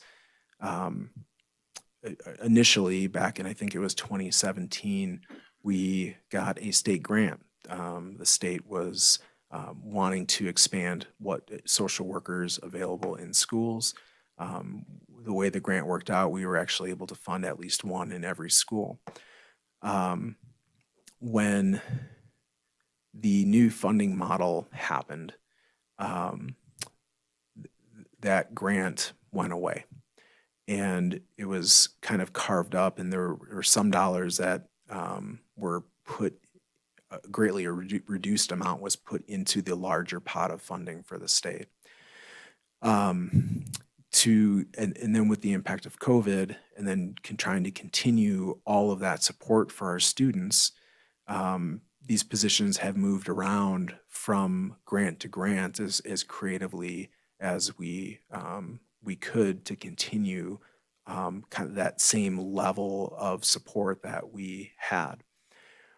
We're now at a point where there doesn't appear to be another grant in waiting that can clearly pick up all of that cost. And so for us at this point, I don't see how exactly that the program can continue exactly the way it looks, but we don't have an answer exactly as to what that would be. So the problem that creates is, I mean, just in simple terms, if I wanted to take this entire program and move this into next year, it goes from being a grant funded item to a general funded item. And so as we are trying to reduce that that deficit cost, it pushes it back in the other direction. So that's where we have started conversations, at least, about what else this potentially could look like. And that's we had, I think, really high hopes that the state had been for years encouraging a focus on trying to find reimbursement through Medicaid to offset the cost of these services. I think the reality we have found is that it is the way the reimbursements rates happen and the way that whole process happens, there's not nearly the level of funding that I think maybe 5 years ago, 4 years ago, that we really expected that we would get out of that. Special education, so that is an ongoing review. That one is much more complicated because of all of the requirements we have to meet for our students. And so trying to see if there are options between some positions, but then also contractors that we utilize across the district, but trying to fine tune what are the actual needs that we have to meet, the caseloads that are out there, and to see if there are potential opportunities to find some cost savings. In the nutrition fund, after COVID, after kind of the everyone eats for free days, when we were getting federal reimbursements or state funding to help cover the costs of letting every kid eat for free, that is now all gone. And what we are seeing is our participation rates have just dropped significantly. And that is not unique to us either. In talking with other districts across the state, they are seeing the same thing, that students, I think there's a mental, kind of a psychological impact of, from kids eating free for a number of years, that, if a meal costs 5 cents, it seems like, well, that's too much because it should be free. And so we're just not seeing the level of participation. And so on the revenue side, we are really taking a hit. And where that becomes important is if your revenues and expenditures are not balanced in the nutrition fund, if your expenditures exceed your revenues, whatever that difference, you have to make up for it with a transfer from the general fund to cover that cost. And so that's where we are just taking a look at the nutrition program to see what we can do to try to get that back in line, at least to a point where we were prior to COVID. We generally would have to make transfers in the range of 100,000. I think there was about a 5-year period where we were making transfers between 100,000 and 250,000. And at that time, that was mostly a different board. That was considered an acceptable place to be. And so we're trying to get that number, ideally, we would like to get that number back down in that range moving forward. Mr. Feely, what is it now generally? So I believe the difference this last year was close to $900,000. Now, what's important about that is there are reserves in the nutrition fund itself, and the only thing those reserves can be used for is on your nutrition program. So we can offset so like in the budget you approved this year, there's no transfer that we are showing from the general fund to the nutrition fund because there's reserves to cover that difference. I would expect that difference to be fairly similar this year. There were some changes that we made going into this year, but we really need to take a bigger look at the program overall again and what we are doing, what we are expecting, and again, in light of the participation drop that we are seeing, it just poses some real problems. We have reserves to cover this at least for one more year, potentially two, but after that, there's really not going to be much left. So, Quick question. Yeah. When you refer to participation or participants, what do you mean? Is that like people reimbursing or putting Sorry, back into the program? it's students getting a meal. Are they participating in the program? Back in Wisconsin, we also called it eatership, which was kind of a strange term. Yeah. And so the other thing we're talking about, just again, get a sense, because one of the easy things to do is just take an axe to certain budgets. And so we're talking about operating budgets. We're talking about non-staffing costs. And so if we said, look, across the district, every department, every school, your operating budget, your non-staffing cost budget, what you're using to purchase paper, what you're using to purchase printer ink, things like that, or services, if there's services that we are purchasing. If you reduce that by about 10%, that would save about $750,000. That is, in being cognizant of there are certain things you can't just reduce. So like utility costs. I can't just cut 10% from the utilities budget because we have utilities costs. So there's things like that we just have to take in consideration. But estimate, we think that would be about $750,000. 20% is just double that, so $1.5 million. A 20% reduction, we could probably make it through a year like that. I don't believe that would be sustainable in the long run. I think we're just gonna, as costs go up, we're gonna run into issues. But it certainly would be something we could potentially consider for a year. So with that, again, trying to get a sense of where does that land. And so on the left side, the tight is 3.3 million. On the right side, tighter is 6.6 million. That we're sitting at about a $7 million difference right now that we're trying to eat away at.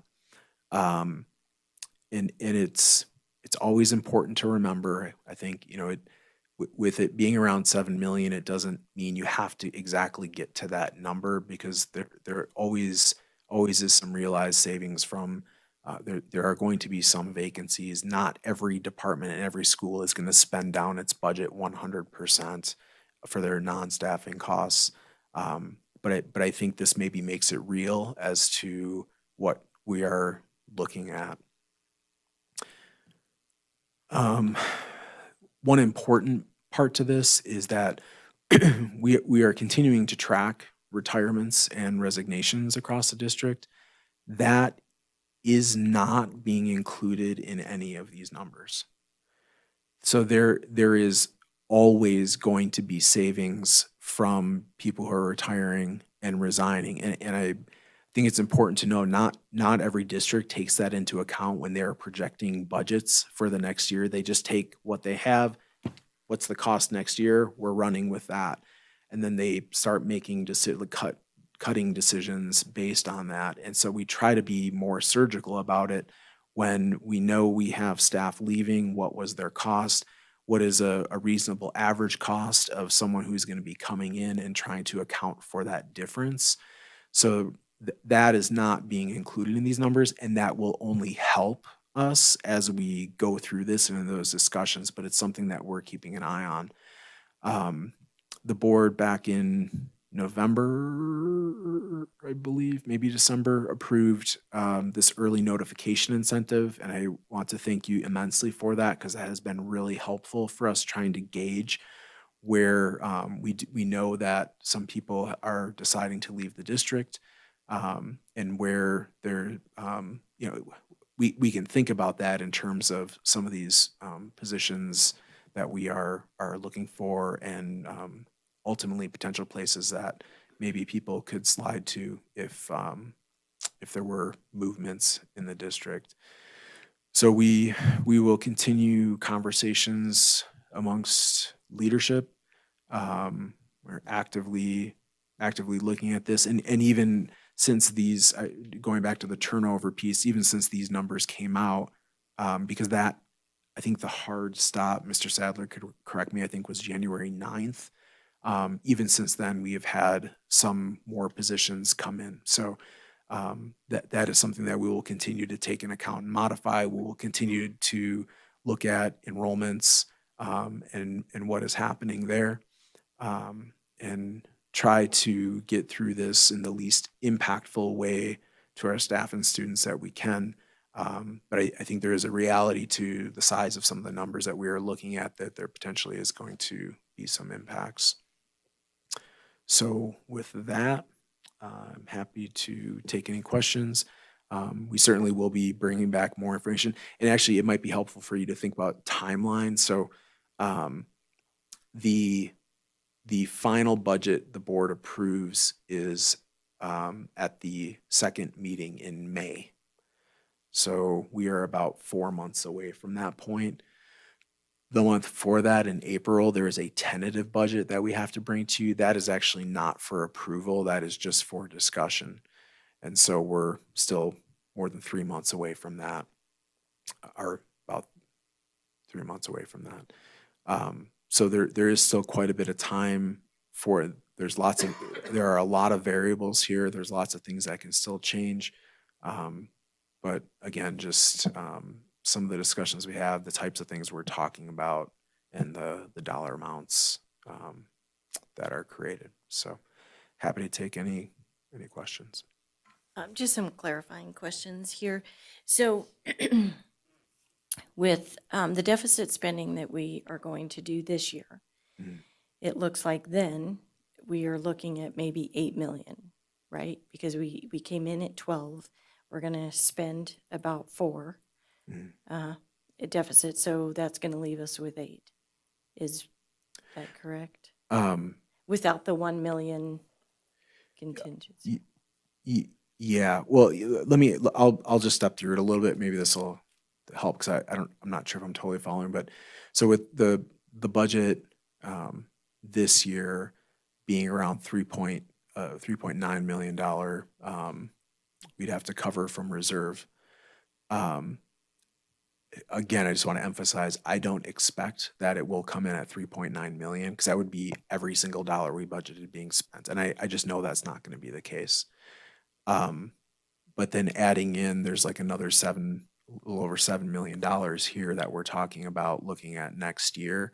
So if I wouldn't expect, if we budgeted that, we would not actually come in that high. But if just for, I think, ease of understanding for everyone, if you're looking at basically almost 4 and a little over 7, you're talking about 11, right?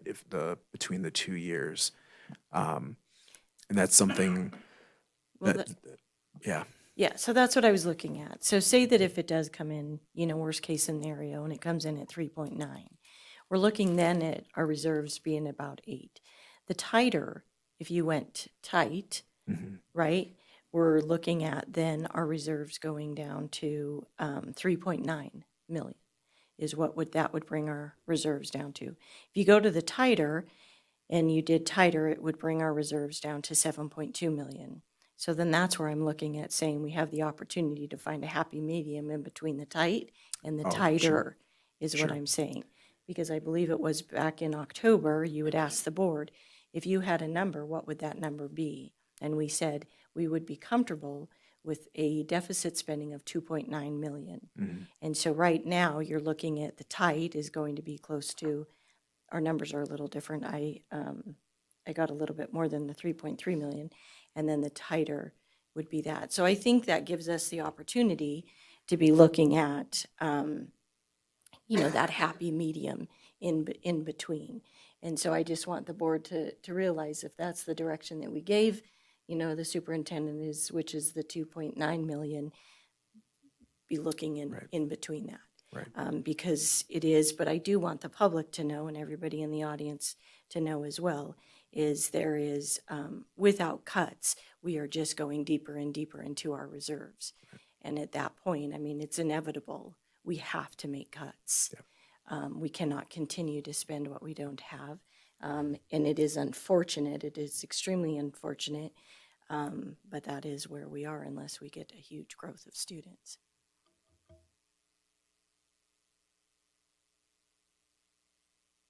I'm looking at this last page here where, with the notification incentive, it looks like a total of about 29 people has submitted or said they're going to be leaving. What would be the impact if we just didn't fill any of those positions where we could keep more people employed? Sure. And just don't fill those positions? Well, it's never, well, I guess, just in broad terms, that's probably about 2.5 to 2.7 million. But there's, it doesn't always perfectly work out. And so, the example I'll use is if, one of them is say a special education teacher, right? We are required to provide services at a school. So that would be a position we would have to fill. So that you're going to have examples like that. The admin positions, we have to have a principal at a school. Yeah, no, right? I understand that there's certain positions that are going to have to be filled. I was just kind of curious if we didn't have to, what that would amount to.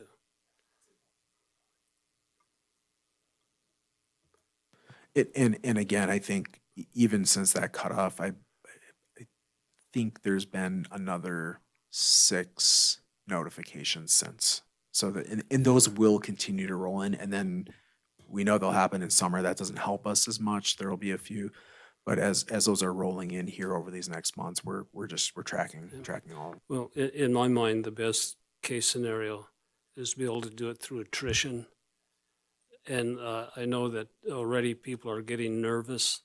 We're starting to get phone calls and emails and stuff saying, hey, the board's not moving fast enough to let us know what's happening. And I try to say, no, we're moving pretty fast and I've committed to being very transparent. And you have been very transparent tonight. So, we're just going to continue that, I know. But people are getting nervous and frustrated by not knowing what's going to happen in their position. I know you know that. Are there any other questions, comments? The only thing I would say is I hate to see cuts on staff because they directly impact our students and the student achievement as well. As we go through these budgets, budget by budget, for this, we always look and say there's opportunities to possibly, cut vendors or to cut the different outside contracts that we have. And I think one example was, that you said, like within special education, if it isn't something that we're obligated to provide, why are we providing it at this time? You know, and so I would like us to look at those type of situations as well, rather than looking at doing something that's going to directly impact all of our students, which is might be, you know, cutting staff or increasing classroom sizes as well. And so if you could look at that. Okay. Well, thank you very much for your presentation. If that concludes, we will close agenda item number 10. And then at this time, I would ask that we combine, if the board doesn't disagree. I see that because agenda item number 11, 12, 13, and 14 are all second readings, I believe the motion would be able to combine all 4 of those items if read correctly. As I see it, you would be able to say, I move to approve policy number 715, school programs, use of facilities, policy 428, list the title, policy 408, and 403. If everybody agrees, do I have a motion to do so? I'll make the motion. If you'll read it out then to combine those. To that would be combine them? great. Yeah. I move that we, oh, sorry, what? Do you guys want help on this one? Yeah. Okay. Having combined the items, if nobody has any questions on the second readings, it would be to approve the second readings of the policies and items 12, 13, 14 as presented. So moved. Second. Public comment? Hearing none, all in favor, please say aye. Aye. Opposed? Hearing none, items 11, 12, 13, and 14 pass unanimously. Thank you so much. That was quick, Mr. Sadler. You done well. Dan Sadler for the record. Thank you very much. Thank you for staying for this whole this evening. I'm so sorry.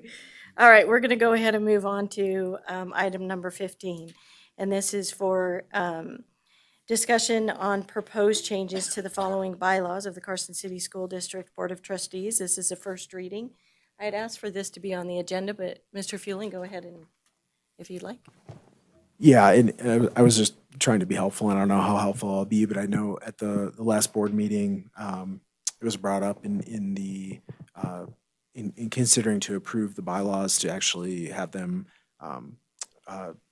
President Walt asked to bring them back for consideration so that trustees would have a real opportunity to look at all of them and consider them. And so there have been a number of adjustments made. Much of it really is changing the kind of the naming conventions that we have consistently added in new policy and regulation or in more recently revised policy and regulation. So in terms of, for example, on bylaw 041, it says the members of the Carson City School Board of Trustees, and having board in quotation marks next to it. That's something that we commonly do. So that's what you see a lot, some typo cleanup, some just changing of wording. And so, happy to take any feedback or thoughts on that, or Trustee Wall, I don't know if there's anything else that you wanted to specifically talk about with that. No, it was just at the meeting I observed on bylaw number 010, changing kindergarten to pre-K. And then I just wanted to address the fact with those who are on the naming committee, we did not take that out. We proposed to, but then we did not take it out due to the fact that there are some, not just necessarily a school, but maybe a gymnasium or a library of some sort that would be in the future being proposed to be named. And so we kept that in. Other than that, it was just primarily cleanup, and you can see that with all the red. All right, do we have any questions at this time? Yes, go ahead. Yeah, I just had one question. The bylaws you printed out for us to kind of look over last week, let me skip through here. So on regulations 0060.1, under number 3, it talked about procedures for addressing the board. No person person should speak for more than 5 minutes unless the time is waived by the majority of the board members present. We do a 3-minute, but then in the bylaws in our packet, I could not find that written out anywhere. So I just wanted to make sure everything was the same.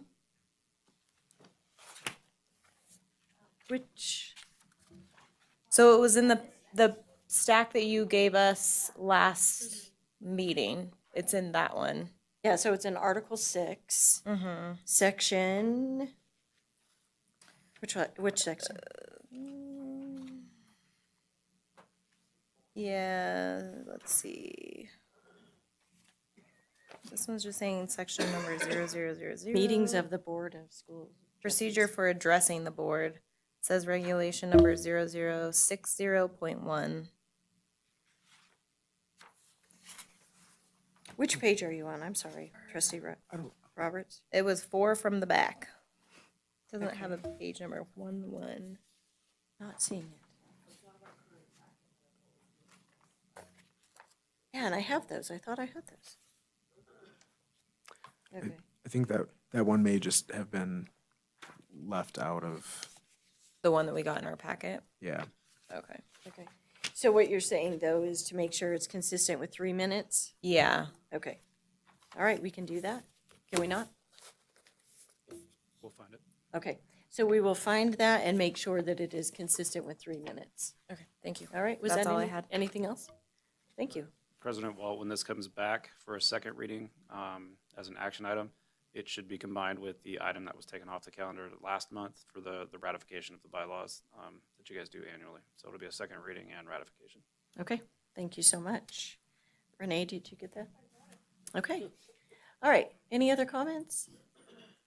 All right, thank you, Mr. Fueling.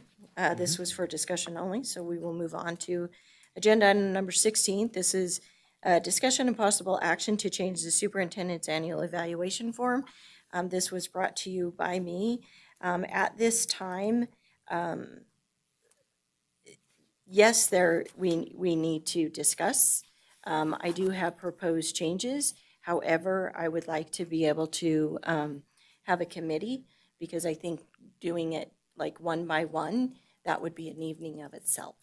So, to do that. But I do think that it's important that the reason that I wanted to bring it back is I felt that if there was items in which the superintendent scored above 25 consistently year after year, let's take it off, right?